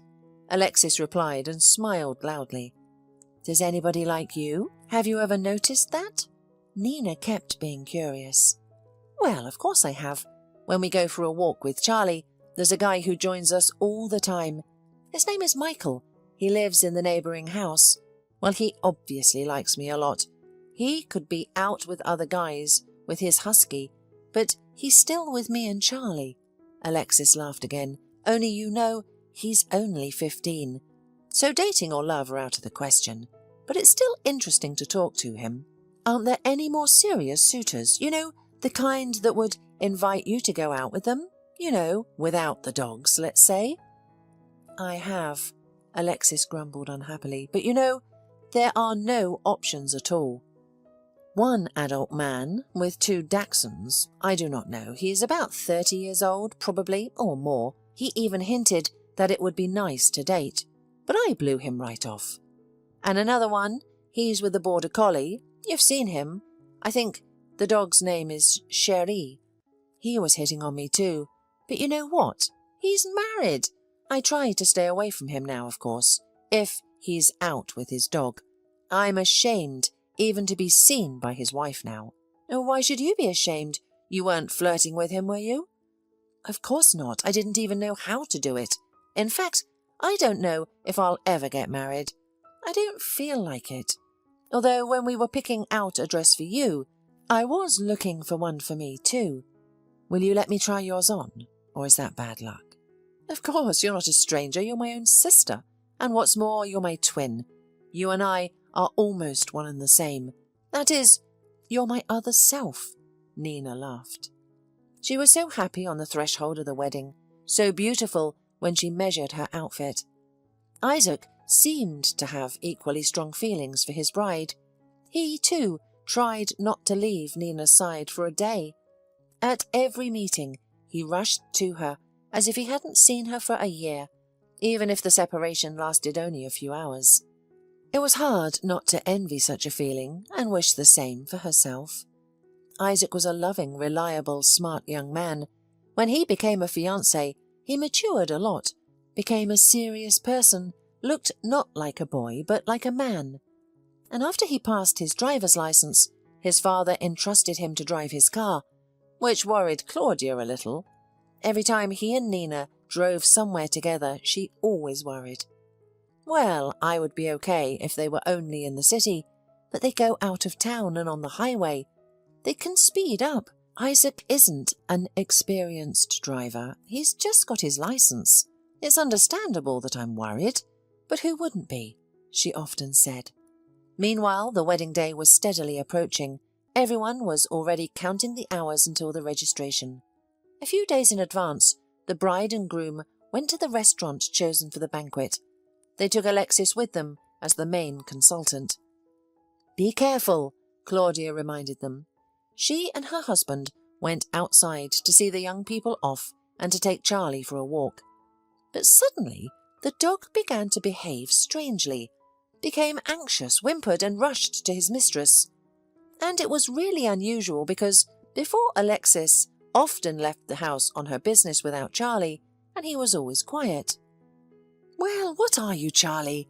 I won't be long. I'll come home soon. I'll bring you something tasty, and in the evening we'll go for a walk. For a whole 2 hours, honestly. You'll go to the playground and meet your friends. With Wolfie and Richie. Wait a bit. We'll be there soon. Dad, hold him." "Great, you've totally spoiled the dog. I'm not going to walk him for hours, just to meet his needs, that's all. Just don't cheat. In the evening you should really walk him, so that his paws are tired, and he sleeps like a dead man, or rather dead dog." Alexis embraced her pet once again, making all sorts of promises, but it didn't seem to calm him down. As she got into the car and waved her hand at Charlie, the dog went berserk and chased after them with a long howl, causing Shane to struggle to hold the leash. "What's wrong? He's going to drag me along. What a strong dog. Let's go home. Your mistress will be here soon." "Oh, she spoils the dog. I can't imagine what she'll do to her children if she pampers them like that." "Shane, they shouldn't have left. The dog must have sensed something," Claudia wailed in fear. "Should we call them? Should we bring them back?" "Are you okay?" "Well, let's bring them back then. Let's let the dog ruin their plans and yours. Go home, Charlie. Where's your home? Let's go. Come on, Claudia. The dog just misses her." "It broke my heart when he howled. It's not a good sign. Come on, Charlie. Come on. Honey, don't pull Daddy. You won't catch up with the car anyway. Soon Alexis will be back and you'll go for a walk." "Oh, I can't calm down. I feel something bad is ahead," the distressed mother said, and almost passed out with anxiety. Meanwhile, Shane kept persuading her. "The dogs don't sense anything. Be quiet. Remember, have any of your bad omens come true? No, never. So calm down. Aren't you tired of always seeing the negative side of things?" Shane himself was anxious inside too. He didn't know why, whether it was because of the dog's behaviour or his wife's distress. Mostly he blamed Claudia for actually scaring herself, which in turn frightened him. Surely it was the result of her superstitious nature.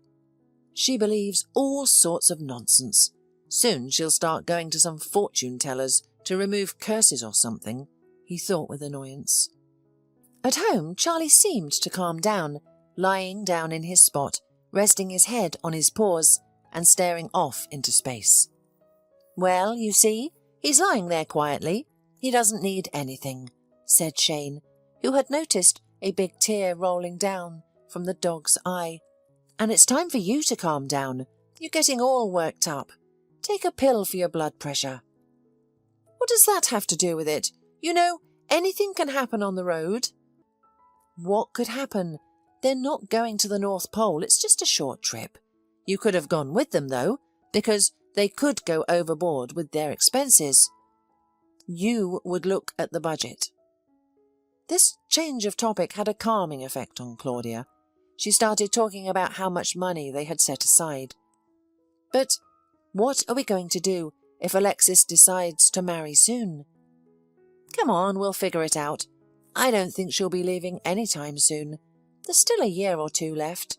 We'll save up." No sooner had the couple distracted themselves with talk of business than a long, chilling howl came from the living room. Charlie lifted his head and let out a hopeless howl. Claudia clutched her heart and, without saying a word to her husband, began dialing the phone numbers of her daughters. "They're both not answering, Shane," she said to her husband, who was also looking at her in fear. "What should we do?" And then the phone, which she still held in her hand, rang. Claudia cried out in surprise and, without looking at the screen, threw the phone onto the sofa as if it were a ready-to-strike snake. "No," she weakly cried. "No, I'm not going to answer," and slowly approached the door.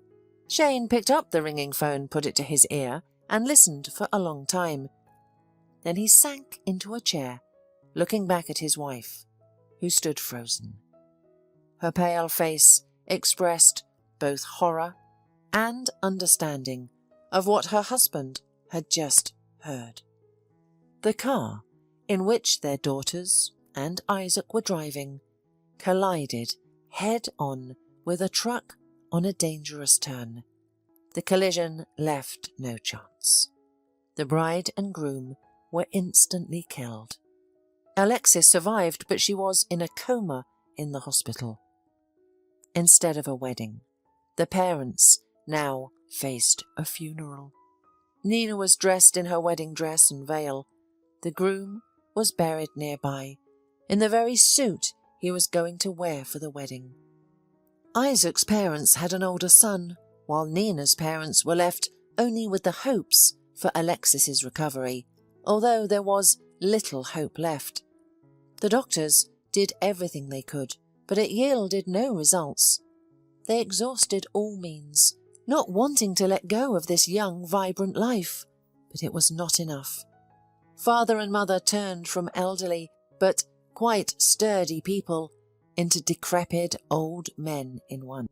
The world for them ceased to exist, lost all its colours, narrowed down to the hospital room where Alexis was lying.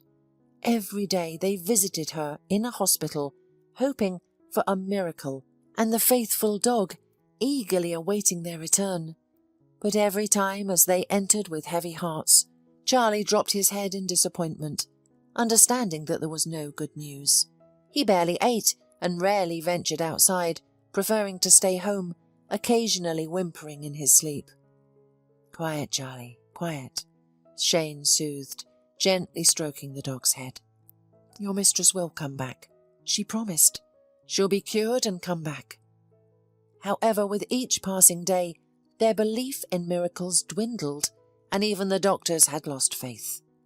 They sympathetically looked at the parents and kept saying that they should wait and hope, that the human brain was too complex and everything was possible. But it was clear to Alexis's parents from the look in their eyes that perhaps not everything was possible. They were already being prepared for the worst outcome. But how can one be prepared for that? The depressed father and mother arrived at the hospital, enviously looking at other visitors who had brought bags of treats. It was a sign of hope. Meanwhile, their daughter was sustained solely by IV drips, a testament to their unfulfilled hopes. Inside their daughter's room, they gazed at her motionless body, longing for her recovery, uncertain if it would ever happen. Even the doctors refrained from entering the ward, exchanging only sympathetic gestures with the inconsolable parents in the corridor. However, one young doctor stood out, catching Claudia's attention. She sensed that his concern for their daughter went beyond his professional duties. Yet Alexis was not a sleeping beauty who could be awakened by a kiss. Love alone could not conquer this battle. What a beautiful couple they would have made, thought the grief-stricken mother. One day, upon entering their daughter's room, the parents encountered a concilium of doctors. Realizing that the fate of their child hung in the balance, they stood motionless by the door, for their lives depended on the outcome. The doctors turned to face the two grey figures, barely noticeable, if not for their bright blue shoe covers. It was the young doctors who addressed them. "Let's not conceal the truth. Your daughter's condition is critical. The only option left is to try an experimental medicine that has shown promise in trials, but we need your consent. Will you give it?" Claudia and Shane exchanged glances. A new medicine? An experiment? Desperate and devoid of hope. Could they refuse such an opportunity? "Take your time to consider and then inform me of your decision. There are no other alternatives. No one knows what else to do. She may continue to exist like this, but this is not the life you wished for your daughter. Moreover, the costs of ongoing care will be substantial," explained the doctor before departing with the others. Shane and Claudia stayed alone. "Well, What can we do? In the end, there will only be one ending. Let them try, the father said. I understand that it cannot get any worse, his wife agreed. Yet they were acutely aware of the exorbitant cost of both the previous treatments and the new one, a sum they could not possibly afford. They had exhausted all their savings and now contemplated selling their car and cottage.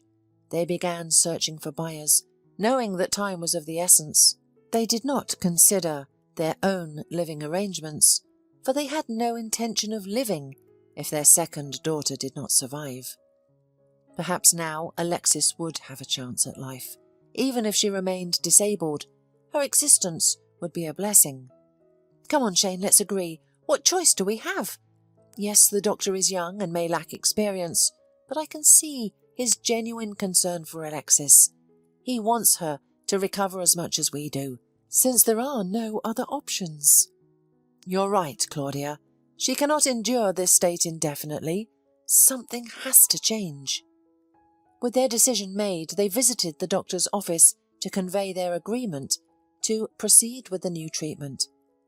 Returning home, they anxiously awaited news from the hospital, aware that the treatment had yet to commence, but then, unexpectedly, Charlie, seemingly understanding their plight, lifted his head once again, his eyes brimming with hope as he looked at his owners.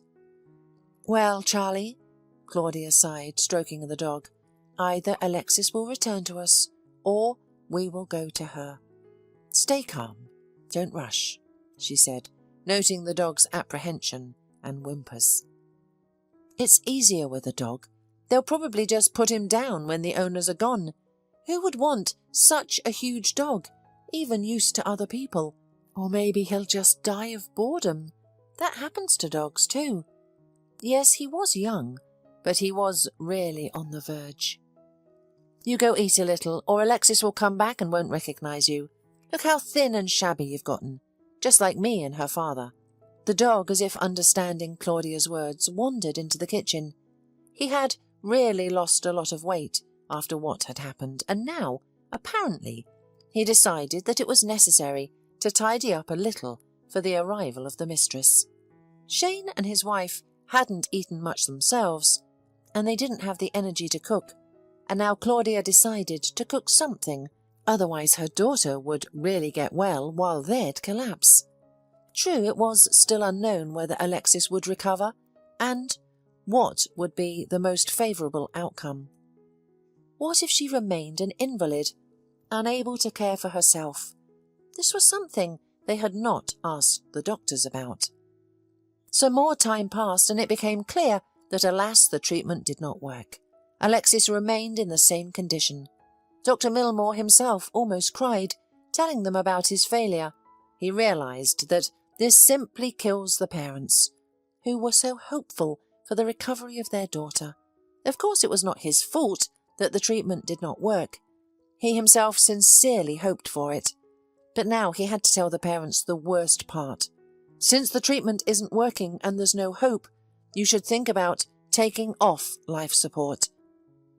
I am really sorry, but there is not even a little hope. The girl is only suffering by staying in such a state. Shane and Claudia had no more tears or words left, only nodded. They understood everything. It was useless to torture their daughter. There was no hope any more. To leave her in such a state, even if there was money, was simply cruel. Dr. Milmore apologised and left the ward, leaving his parents alone with their dying daughter. He had nothing more to say to them, and they had no words left, only to say goodbye to Alexis. Well, daughter, you see, we tried, and nothing worked, said Claudia, taking her hand. God willing, if you meet Nina there, tell her that we are deeply grateful to you both for the years you've been with us. And she stepped back, letting Shane say goodbye to his daughter. He too walked over and took Alexis's palm in his hands.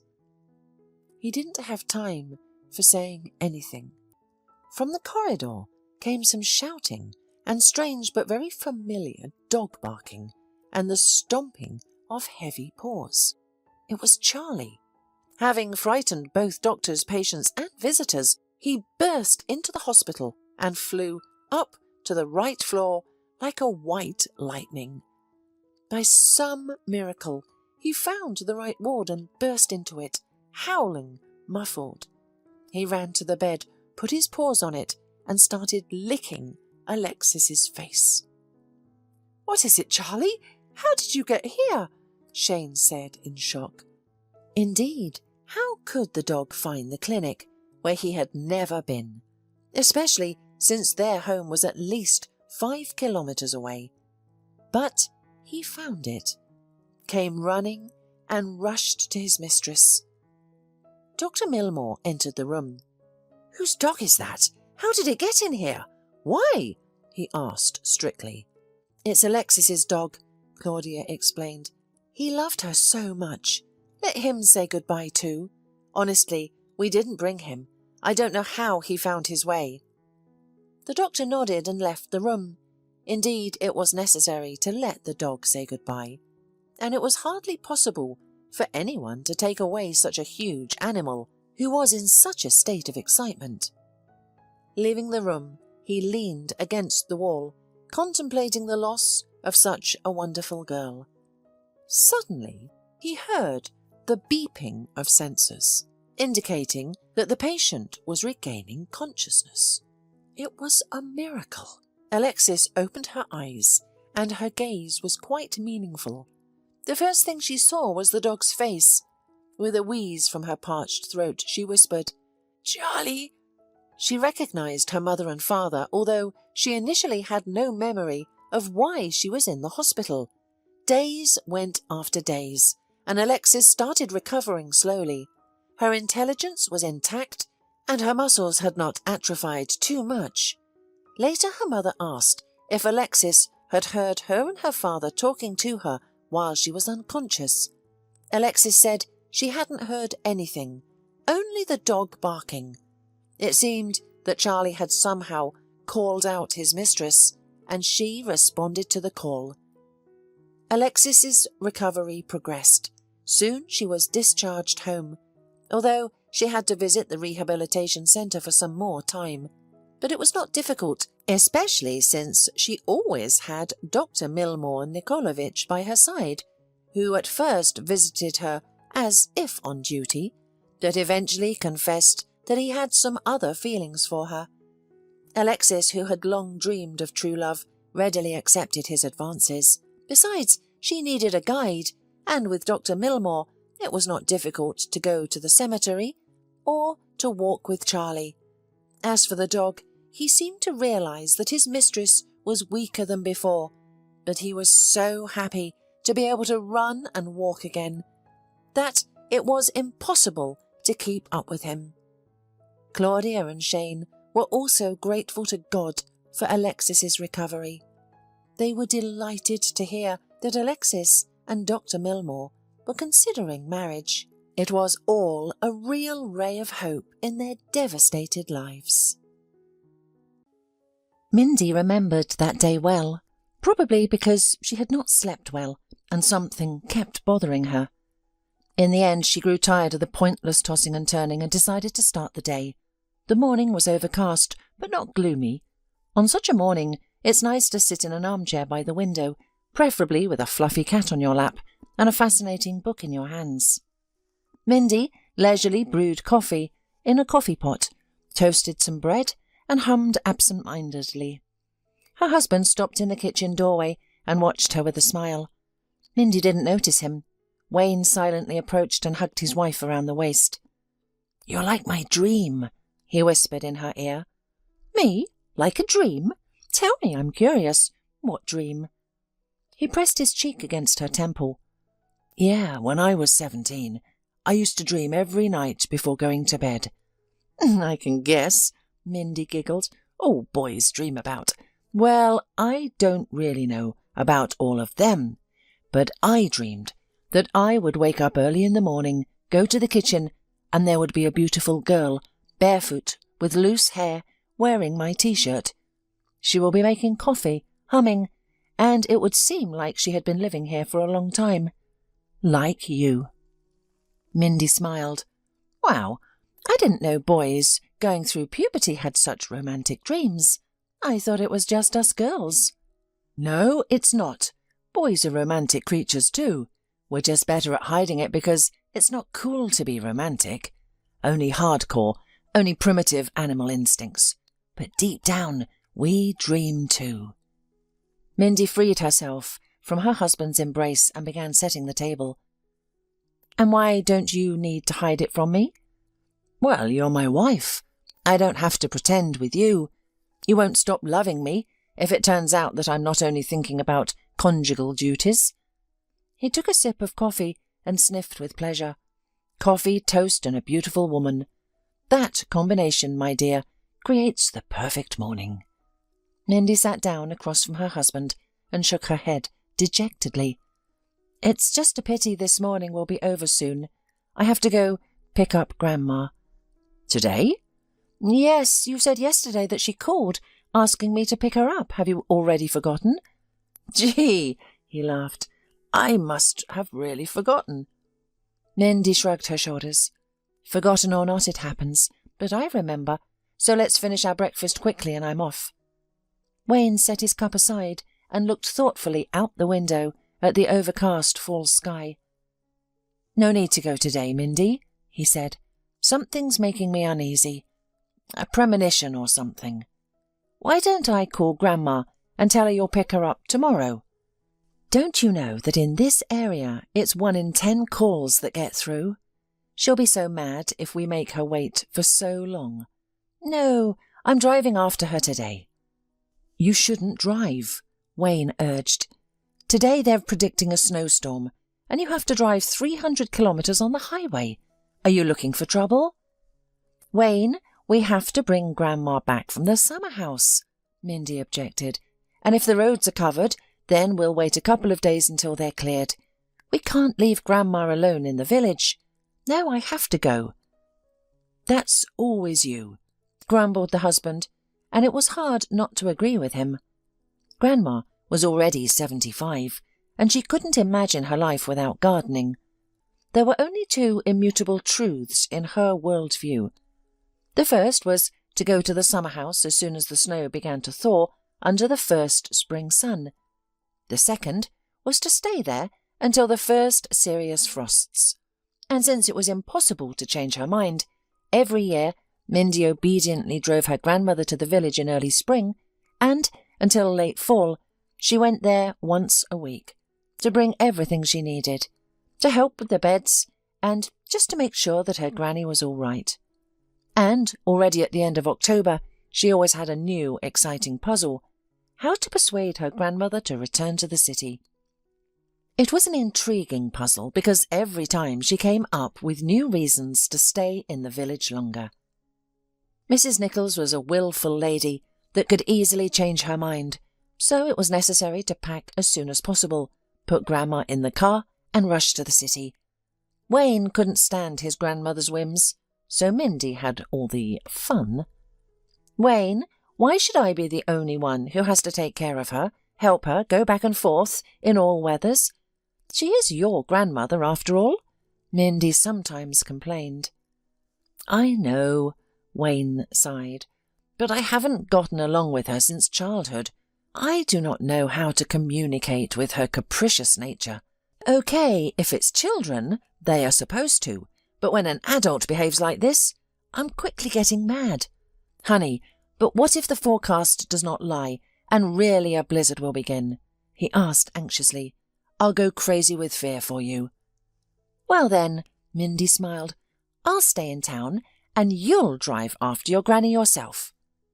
When Mindy saw her husband's face change, she laughed and patted him on the cheek. Come on, Wayne. I've been driving for 10 years. It'll be all right. That's easy for you to say, he muttered, but didn't stammer any more about driving today. He waved to his wife as she drove away from the house. What a foolish stubbornness, he thought to himself.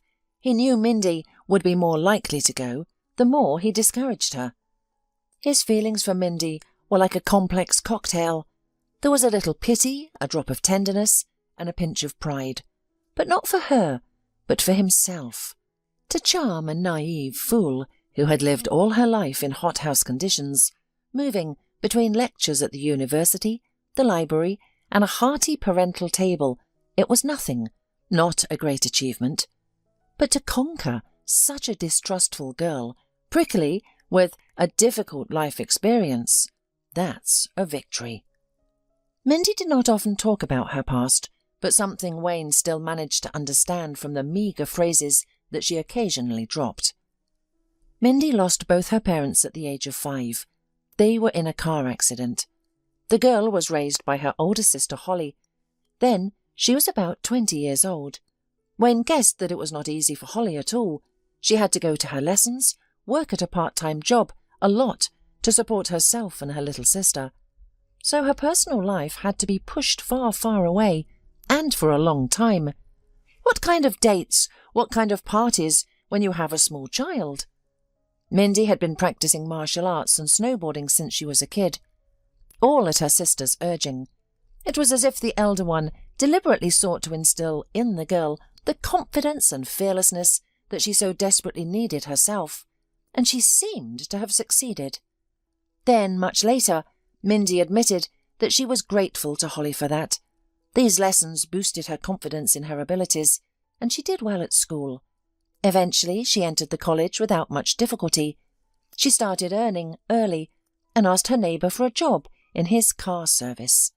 The man, of course, swore that he would never hire a girl for such dirty and hard work. However, Mindy promised that if she couldn't handle it, she would let him know immediately. Eventually, the neighbour offered her a position in the category of bring, serve, thinking she would be scared off by the smell of machine oil. Mindy was working diligently, and by the 4th month she was able to independently fix a breakdown in cars. The neighbour, shocked by her skills, admitted that he was wrong about her. You should continue to be as attentive, and in 6 months all these men will be outperformed by you, he said to her, pointing at his employees. And Mindy didn't disappoint. Within 6 months she was considered one of the best workers and earned a good income. She bought her first car for a small amount of money and repaired it completely on her own, without anyone's help. A car is a personal thing, she declared. It needs to be customized and adjusted to fit your own needs. No one knows better than me what I need, so no one else can handle it better than me. Wayne grinned. Yeah, Mindy was a tough girl. But it only looks spectacular. To everyone around it seems that a person was like that from birth, but in reality, cool is rarely the result of a carefree life, and that's certainly not the case with his wife. He felt sorry for her. Sometimes he did. Unfortunately, the forecast was correct. Mindy got caught in a blizzard during her journey. It started suddenly, with a few rare snowflakes hitting the windshield. Within 10 minutes, visibility was almost completely gone. Mindy turned on the windshield wipers, but they moved back and forth a few times and then froze. Damn it, she exclaimed, slowing down. Driving without wipers in this kind of snowfall is like asking for a crash. If it weren't for the fact that Mrs. Nichols was already waiting in the village, fully packed and ready, Mindy would have returned to the city. Mindy tried to call the elderly woman, but in vain. Well, no connection means no connection, and there's no point in draining the battery. Mindy shook her head. Indeed, I got into trouble after all. I should have listened to my husband. But Mindy felt sorry for Mrs. Nichols. She was lonely. Mindy knew it, and felt sorry for Wayne's spirited grandmother. Everyone had been driven away from her. Her husband, lovers, children, and even grandchildren. It was undeniable that the elderly lady had an unbearable character. But what could they expect? She used to be an actress. She was used to the spotlight, flowers, and applause from admirers. And then suddenly she became a wife and a mother. Instead of being on stage, she became a housewife. Instead of receiving compliments from fans, she had to support and praise her director husband. And instead of applause and flowers, she dealt with cranky children and their torn pants. So her career was over. How could she survive such a disappointment? Perhaps it was possible if she found her calling in motherhood. But Mrs. Nichols felt burdened by her children. She was tired of them. More and more often, after putting the children to bed, she poured herself a glass of wine and sat in front of the murmuring television. She used to prefer reading books, but now she found it too tedious, having to comprehend what she read. On the other hand, the TV was relentlessly showing pictures all the time, and it gave her the illusion of not being alone. On one occasion, she slept under the TV's movie so soundly that she didn't even wake up when one of the children cried. Fortunately, her husband arrived home and calmed the baby. He saw Mrs. Nichols sleeping on the sofa with an empty wine bottle lying on the floor next to her. In her dream, she saw herself as she was before, beautiful and young. She stood on the stage, holding delicate bouquets of flowers to her chest, as the audience applauded her, standing up. Her husband covered her with a blanket and did not wake her up, and in the morning told her what he had seen. Mrs. Nichols felt an overwhelming sense of shame all at once. She was ashamed of the outrage that had occurred, the empty bottle and the fact that she had become a bad mother. From that day forward, she didn't touch a drop of alcohol, but it was truly difficult to stay sober amidst the ruins of her own life. "I should find work," she complained to her husband. "Even if it's just being a ticket taker, I don't care. I can't stand being stagnant at home. I need to be around people." "What about the children?" her husband reasonably asked, and the woman fell silent. Then her husband's father passed away, and they inherited a cottage. Mrs. Nichols vehemently protested against the idea of going to the countryside, but her husband remained resolute. "Children need fresh air," he said, "and it wouldn't hurt for you to be in nature either. Don't you understand?" Strangely enough, she found herself enjoying life in the countryside. Maybe it was the country air, or perhaps it was the rural silence. Suddenly, she felt reconciled with her current life, and the loss of the theatre and her ambitious dreams didn't seem so terrible anymore. She lived at the cottage until late fall. When she returned to the city at her husband's insistence, she once again felt trapped like a captured bird. Her husband began to irritate her because he was there, in the theatre, immersed in art, discovering something new every day. Sometimes they would gather with their friends, and as Mrs. Nichols listened to the conversations of actors and directors, she felt robbed. Their lives were filled with excitement, arguments, new productions, and the art of dramaturgy. And who was she? A mere spectator in the feast of life. Did they even remember that she once shone on the stage? She would say to them, "Do you remember how I—" And they would respond, "Oh, your salad today is heavenly. Can I have some more?" At times like these, Mrs. Nichols wanted to take the salad bowl and place it on the speaker's head. But instead she would force a smile and push the salad closer to the guest. Deep into the night, when the guests finally left, she would wash a huge pile of dirty dishes and cry with resentment. Her husband always thought she was crying from exhaustion and offered to wash the dishes himself, but she only felt worse from his insensitivity. How could he not understand? What did those dirty dishes have to do with her tears? Only the village brought her comfort, and the woman counted the days until spring so she could return to the cottage. Her husband didn't object. However, as often happens when spouses spend a lot of time apart, a coldness began to creep into their relationship. At first it was just a slight draft, barely noticeable coolness, but it grew stronger over time. When Mrs. Nichols and the children returned to the city after the second summer in the village, her husband barely hid his connection with his mistress. Mrs. Nichols was already indifferent. Perhaps there wouldn't have been a divorce, but the humiliation of sympathetic looks from friends was too great. Upon leaving, her husband gave her the apartment and her favourite cat. The children, in a way, didn't notice their parents' divorce. They hardly saw their father anyway. Men periodically entered Mrs. Nicholls' life, but they all seemed too ordinary, too down to earth, and quickly bored her. Children had grown up and were not too eager to spend much time with their mother. Mrs. Nicholls didn't hide her disappointment from them, and often said that they had taken over her life. She also didn't have any special affection for her grandchildren, and her capricious nature from her youth had become unbearable in old age. Yet Mindy felt sorry for this woman who had wrecked her own life because she once sat in the wrong bus.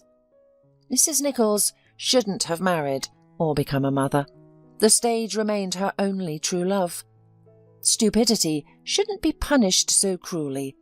It shouldn't, Mindy thought. Her own parents had also died foolishly. Her sister, Holly, told her that their father bought a motorcycle in lack of experience. The road was slippery after the rain. Yes, that was real stupidity. And the result of that stupidity was 2 dead bodies and 2 orphaned girls. The snowstorm was getting worse, making driving difficult. It would have been better to stay in the city, wait out the snowstorm, and then calmly drive tomorrow after checking the windshield wipers, Mindy thought. But now there's no way. I have to get there somehow. If the snowfall hadn't been so heavy, she would have easily resolved the problem. But now the terrible weather made it impossible. Should I turn on the emergency brake? This thought came with a sudden attack of fear. Driving in a snowstorm without windshield wipers is difficult, and the duration of such weather is unknown. What if some reckless driver comes from the opposite direction? You may not have enough time to avoid a collision. No, Mindy, stop thinking mad. Nonsense. She nervously giggled. I've driven on this highway so many times. What can go wrong? I haven't had a single accident in 10 years. It's just panic. She took a few deep breaths. The fear, as if remembered by its sudden appearance, faded away. That's better, Mindy praised herself. A moment later, she instinctively threw both arms forward, trying to protect herself from a terrible blow. And then darkness and silence descended from above. The light from the nightlight shone through her closed eyelids. Did I forget to turn it off? Mindy wrinkled her nose and opened her eyes. Today she was feeling almost fine. Of course, her fractured bones still ached and movement was very difficult, but it was better than before. At least now, when Mindy woke up at night, she immediately knew where she was. It hadn't been so easy before. In the first week, she would open her eyes and feel disoriented, taking a few minutes to look around and figure out why suddenly the walls in her bedroom were white. And only then, slowly, Mindy would remember. No, she wasn't at home. This was a hospital room. Yes, it was an accident. Some crazy person in a roaring, huge SUV crashed into her car at full speed, probably losing control and veering into the opposite lane. Wayne said that he sobbed and swore that he would pay for Mindy's treatment, that he would take care of her as if she were his own. It was the first time this had happened to him.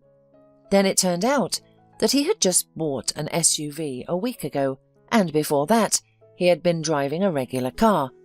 He hadn't yet gotten used to the dimensions of his new vehicle. So why did he go out on the highway during a snowstorm? Because of his foolishness and bravery. Mindy's car, her husband told her, was completely wrecked. He was afraid that he would be left a widower with nothing to bury. And I'm still alive. This thought always gave her strength, no matter what, despite the concussions, broken ribs, broken leg, broken arm, and dislocated shoulder on her other arm. Nothing. The bones would heal. The cuts and bruises would heal. But she was alive. In the first few days, The pain from her injuries was so intense that Mindy almost constantly slept under the influence of painkillers. When the pain subsided, it was the turn of the consequences of her perfect concussion. She didn't come up with that term herself. It was her cheerful doctor. "You have a perfect concussion," he explained to her, and his eyes were shining with childish delight, and he was rubbing his hands happily, probably from admiration. "Just like the textbook." His words, filled with the joy of a scientist who had discovered a particularly valuable specimen in his collection, were a strange contrast to his appearance. The doctor didn't look like a scientist with a collection. He looked more like a rock musician. Long hair, neatly tied back in a ponytail, a silver earring in his ear, and tattoos visible under the sleeves of his hospital uniform. Yes, he had a rugged exterior, but when he spoke, he was a typical bookworm. But who says that's a bad thing? "Yes," Mindy muttered wearily, her face swollen, especially her lips on the right side, and it wasn't easy to move them. "I'm glad I was able to achieve perfection in something, and they say it's unattainable. But if you try hard enough..." The doctor chuckled, but quickly adopted a serious expression. "It's good that you can still joke. You know, when a patient loses their sense of humour, it becomes harder to treat them, because it hinders their own recovery. But you're a real fighter, I can tell. Such people always get better faster." Due to her perfect concussion, Mindy constantly felt nauseous and dizzy. When she opened her eyes, the dizziness only intensified.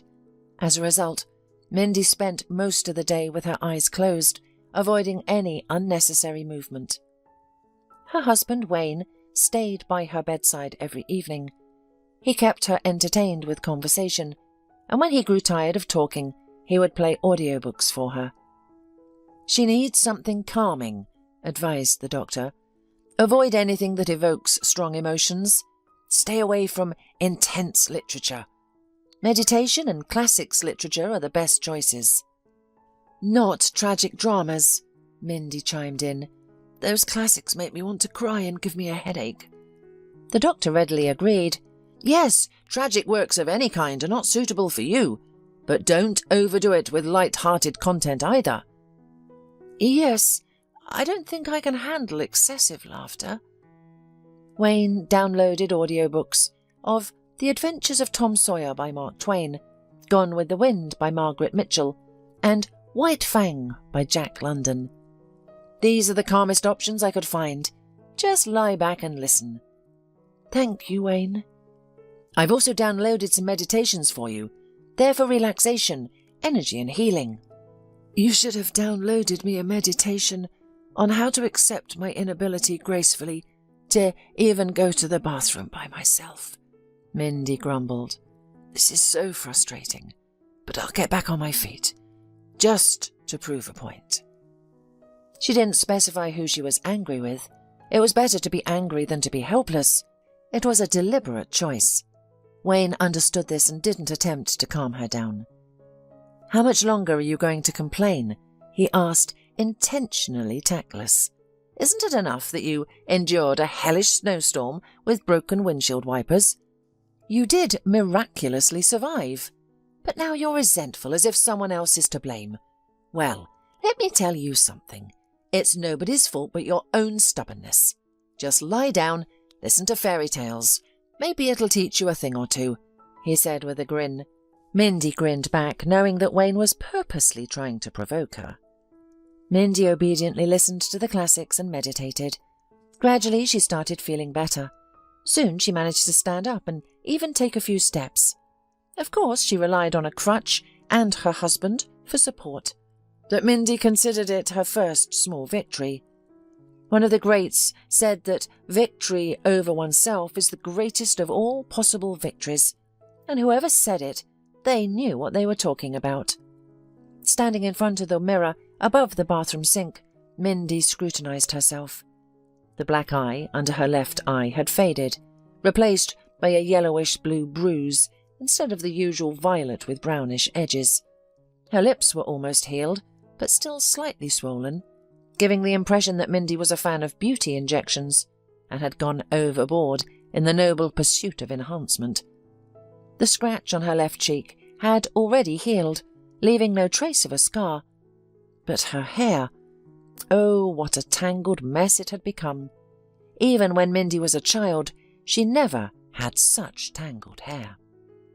"What should I do with it now?" Wayne asked guiltily, because he hadn't considered the care long hair required. Mindy attempted to lift her hand and reach for her hair, but it caused pain. "Oh, don't worry about it," she said nonchalantly. "Do you have scissors?" "Oh dear, you may have forgotten, but people rarely walk around with scissors in their pocket." "Well, then go to any hardware store and buy some. Let's cut off this nightmare." But the husband protested. "Maybe we can comb it somehow." "And then what?" she laughed. "It needs to be brushed every day, washed and braided. Who's going to do all that?" "But—" "No buts. Go get the scissors. My hair will grow back. Besides, it's a great opportunity to try out a new look." Wayne sighed and looked at his wife. "Are you sure you won't change your mind?" he asked hopefully. "I won't change my mind. Just go." The new haircut turned out to be very creative. All the tangles were cut off at the root, but some strands were still long. After evaluating the result, she casually asked to shorten the long strands.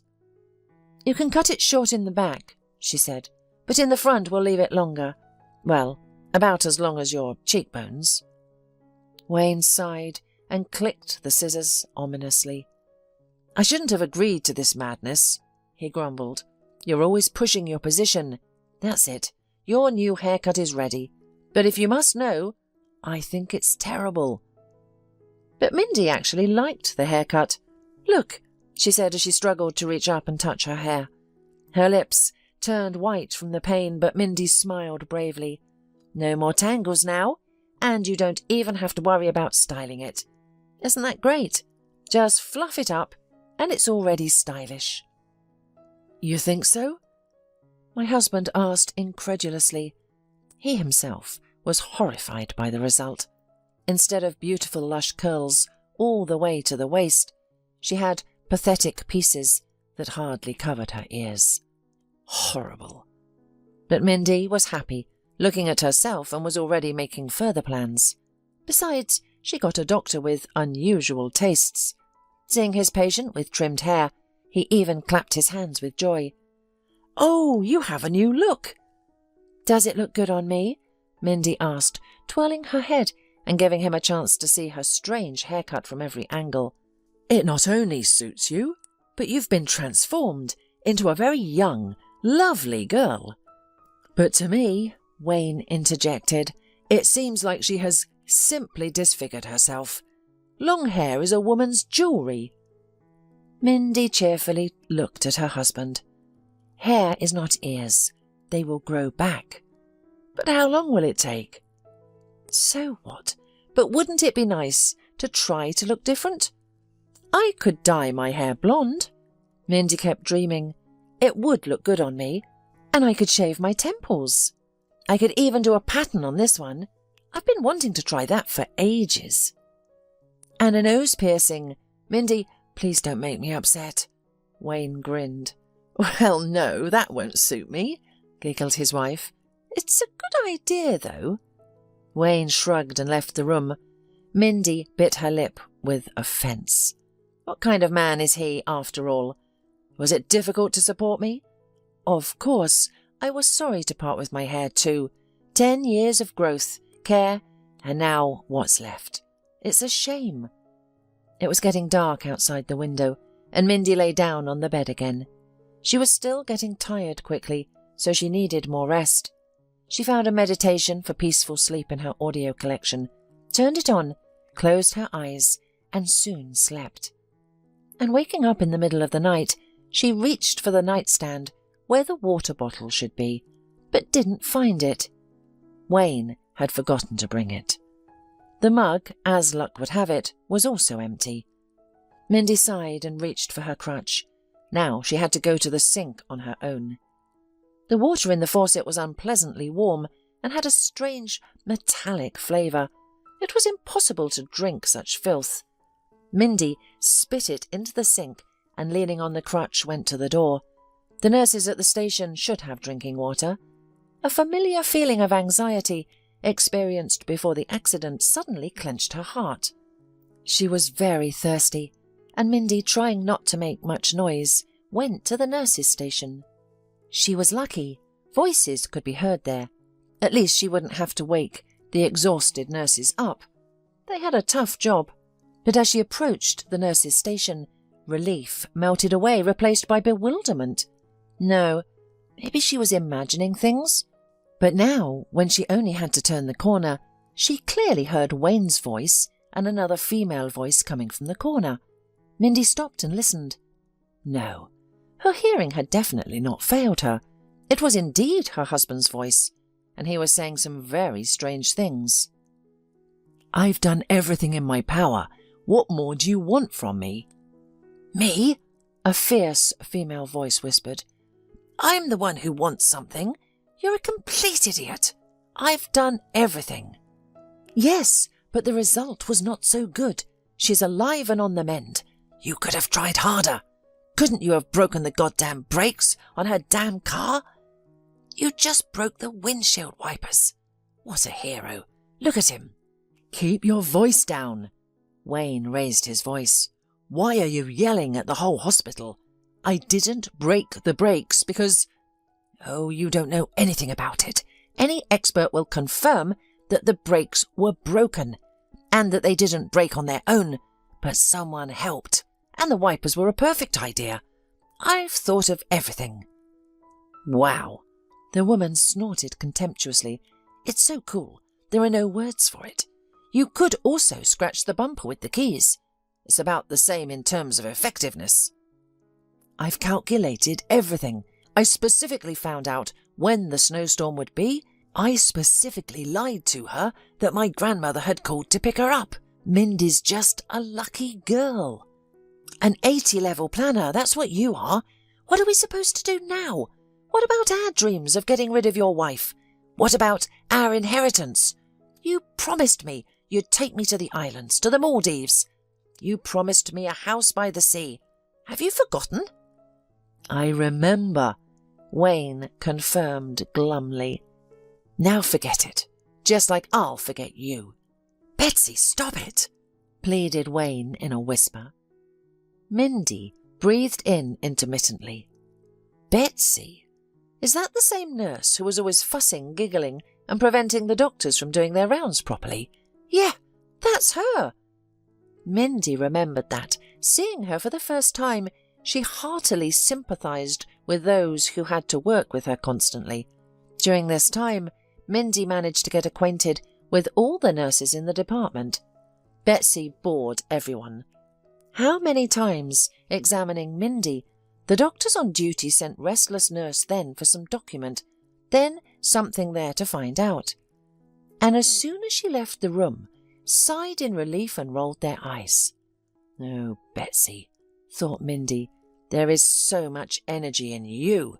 You manage to annoy everyone at work, to get into my family, and dream of a house by the sea. Such a potential, such restlessness." Mindy was shaking from rage. She barely kept from showing up in front of this sweet couple and not smacking them with a crutch. Nevertheless, she pulled her phone out of her pocket, turned on the recorder, and continued to listen, cold-blooded. "Betsy!" Wayne's muffled voice came again, and Mindy forced herself to stand still. This lousy story she was going to find out to the end.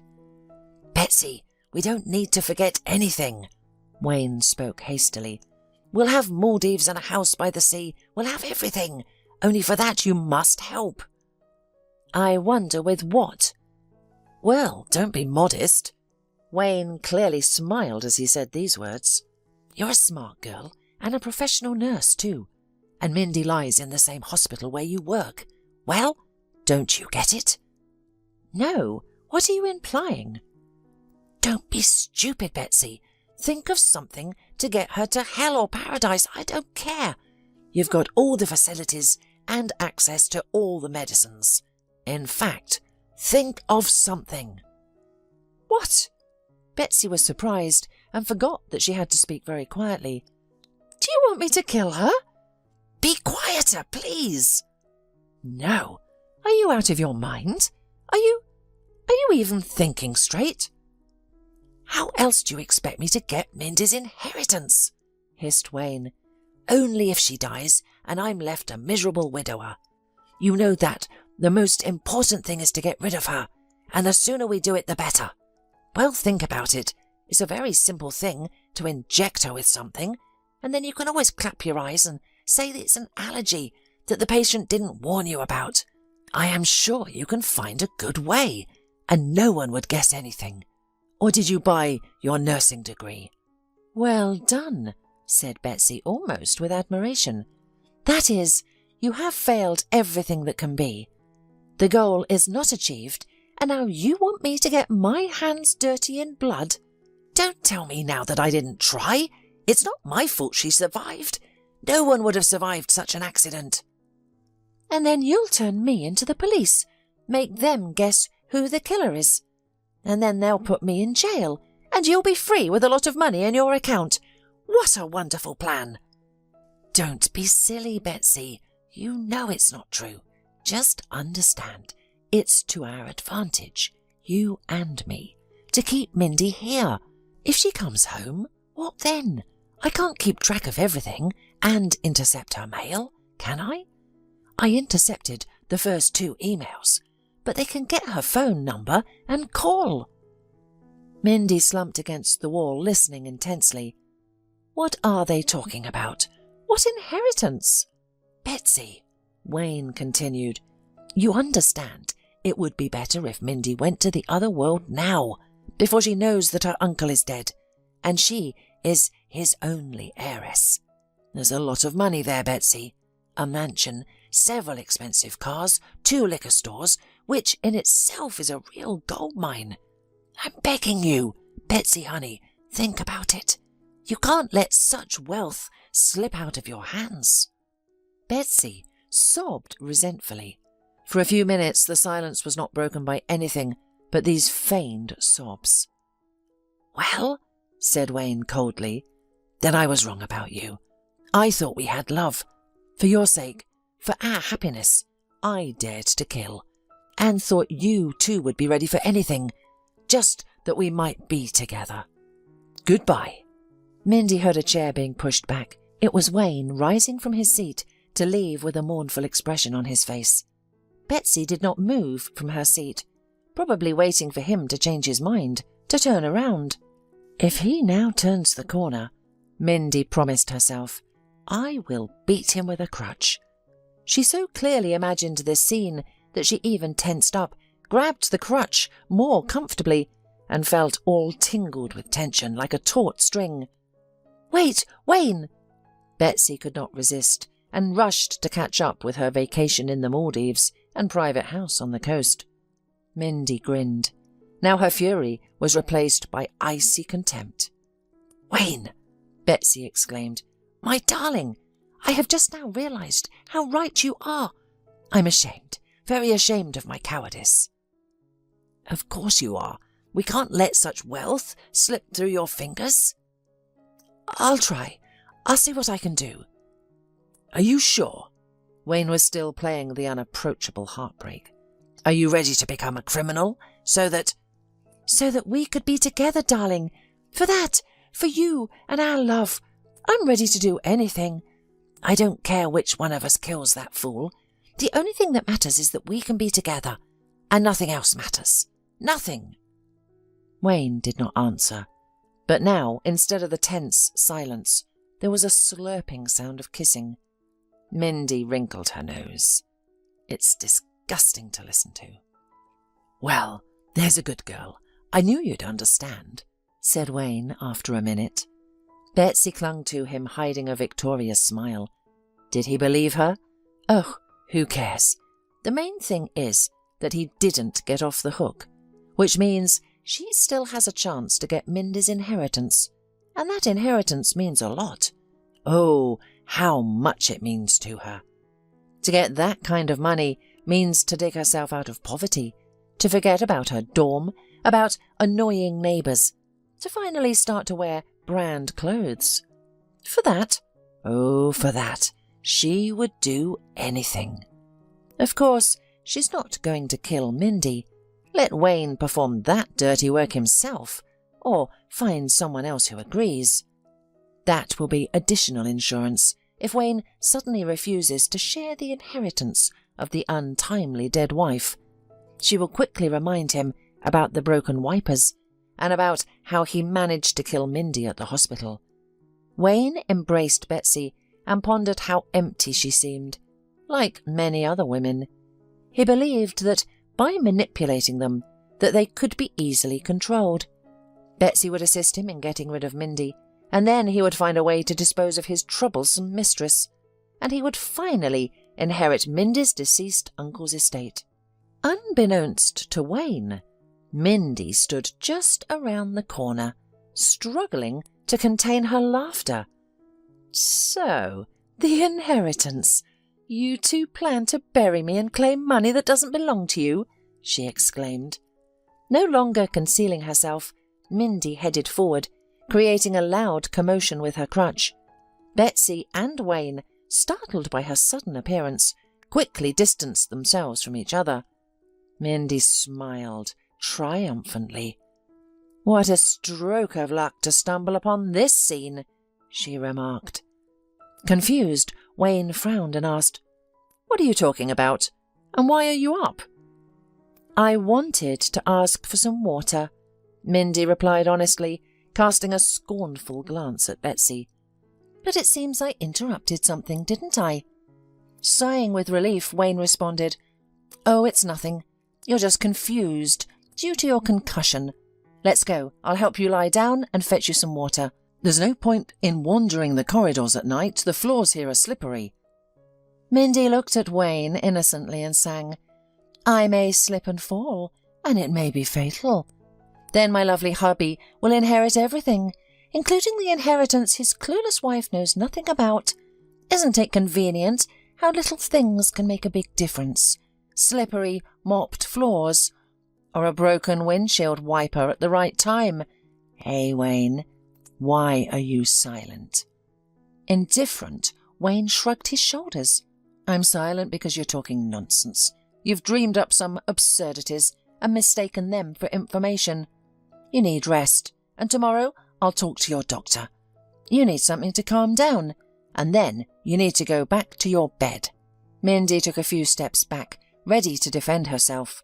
"You've miscalculated, you fool. Have you forgotten where I work? Though you've never shown interest. That's what happens when you don't pay attention to your wife's business. Let me tell you where I work. It'll be useful for both you and your beautiful friend to know. I work for a company that installs video surveillance systems." "So what?" Wayne retorted. "And," Mindy said with a wider smile, openly mocking him, "we installed cameras in this hospital a month ago. Everything you do and say is recorded." "Don't look at me like that, Betsy. It was done on the owner of the clinic's personal orders to keep this information secret. He probably already suspects something." "Liar!" Betsy shrieked, and Mindy lunged forward. "Let's verify it," she purred. "Stop it!" Wayne exploded. "Why are you trying to scare us? Do you think anyone will believe you?" "Maybe not me, but they'll believe the video. There's plenty of entertaining material on them. A passionate lover's quarrel, a murder plot, and a confession of attempted murder. There's enough material for a whole detective novel. I promise you, the police will find it very interesting. What do you think the punishment is for attempted murder? And for planning a second attempt? Do you know? Betsy, Wayne, did you ever consider the consequences of failure? Were you so sure of success?" Betsy covered her face with her hands and sobbed. "I can't go to prison. It's all him. I told him, but he was blinded by the inheritance. He broke the windshield wipers. He wanted you to crash, and I The investigation will involve you as well, Mindy interrupted. Now get out of my way and be quiet.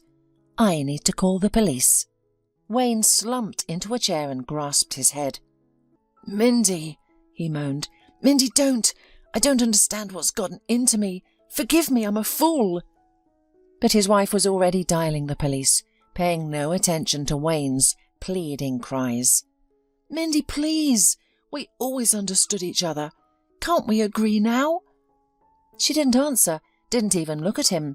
Mindy, Wayne continued, what are you doing? At that moment, the sleepy doctor on duty came out of his study and asked what was going on. The wheel of retribution has spun. Wayne and Betsy were taken into custody for the duration of the investigation. After that, Mindy called her sister and informed her that she was in the hospital. She didn't want to bother her before. Holly didn't hesitate to take a leave of absence due to unforeseen circumstances and came to take care of Mindy. Noisy and cheerful, within 5 minutes she already knew the names of all the medical staff and even managed to make friends with someone in the neighbouring ward. Throughout the month she never left her younger sister's bedside. She assisted her in walking, engaged in conversations, read books aloud, and when Mindy was allowed to watch TV, her sister made a large selection of comedies. Mindy was improving with each passing day. Even the attending physician grew fond of the two sisters and would drop by for a chat whenever he had a free moment. Mindy had regained her confidence and was ready to return to an active life. She wanted to go for walks, go to work, and finally cook a proper dinner in her own kitchen and eat it from her favourite plate. I told you that you're a real fighter, the doctor exclaimed as he entered the room, and I wasn't mistaken. You may not remember your condition when you arrived here, but I can't forget it. And look at you now. You've healed remarkably well, and you look great. So great? Mindy squinted. Well, he quickly corrected himself. Let's rephrase it. For the first day after being discharged from the trauma ward, you look great. And considering what you've been through, how is investigation? I could say that there wasn't even an investigation at all. They confessed to everything themselves. Mindy casually waved her hand. Amazing. The doctor scratched his thick beard. It's simply unbelievable. I'm glad that justice has been served and that the guilty will be punished. But I always thought that criminals do their best to absolve themselves of guilt. And here, do you think their conscience tormented them so much that they confessed everything at once? Conscience? Mindy sadly smiled. Ah, Doctor, you have such an unreasonably good opinion of those scoundrels. But then why? He looked so confused that Mindy couldn't resist winking at him. Sometimes, if you want to win, you should confound your opponent with confidence in your own abilities. The key is to behave as if you have the truth behind you and an army armed to the teeth, ready to give everything for you, even to the last drop of blood.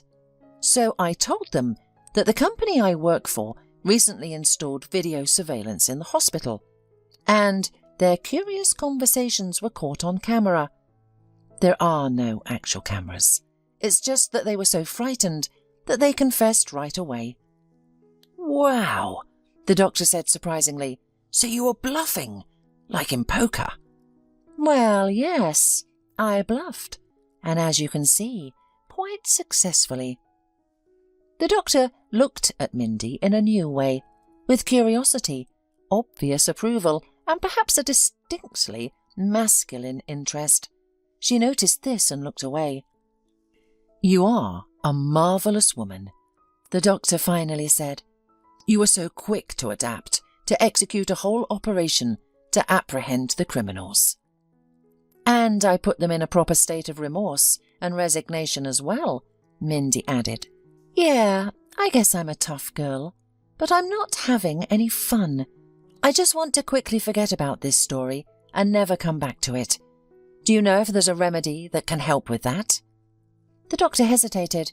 I think there is, he finally said. It's an over-the-counter remedy, more of a folk medicine, but it is effective. First, make sure to get at least 8 hours of healthy sleep every night and avoid staying up late. Secondly, take daily walks in the fresh air. It wouldn't be a bad thing to get a dog. It will motivate you to go outside, even when you feel lazy.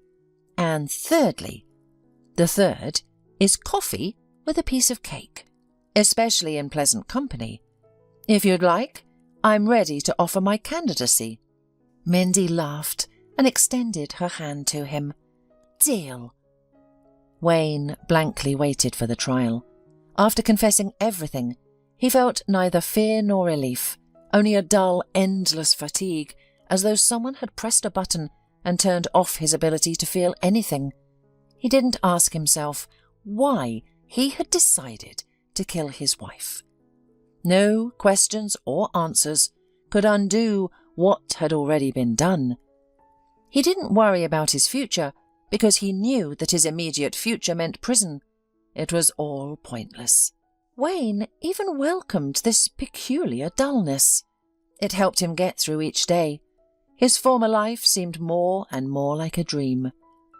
As he waited for the verdict, he dozed off at the dock. And when he finally heard the sentence he had been given, he yawned widely. He didn't care.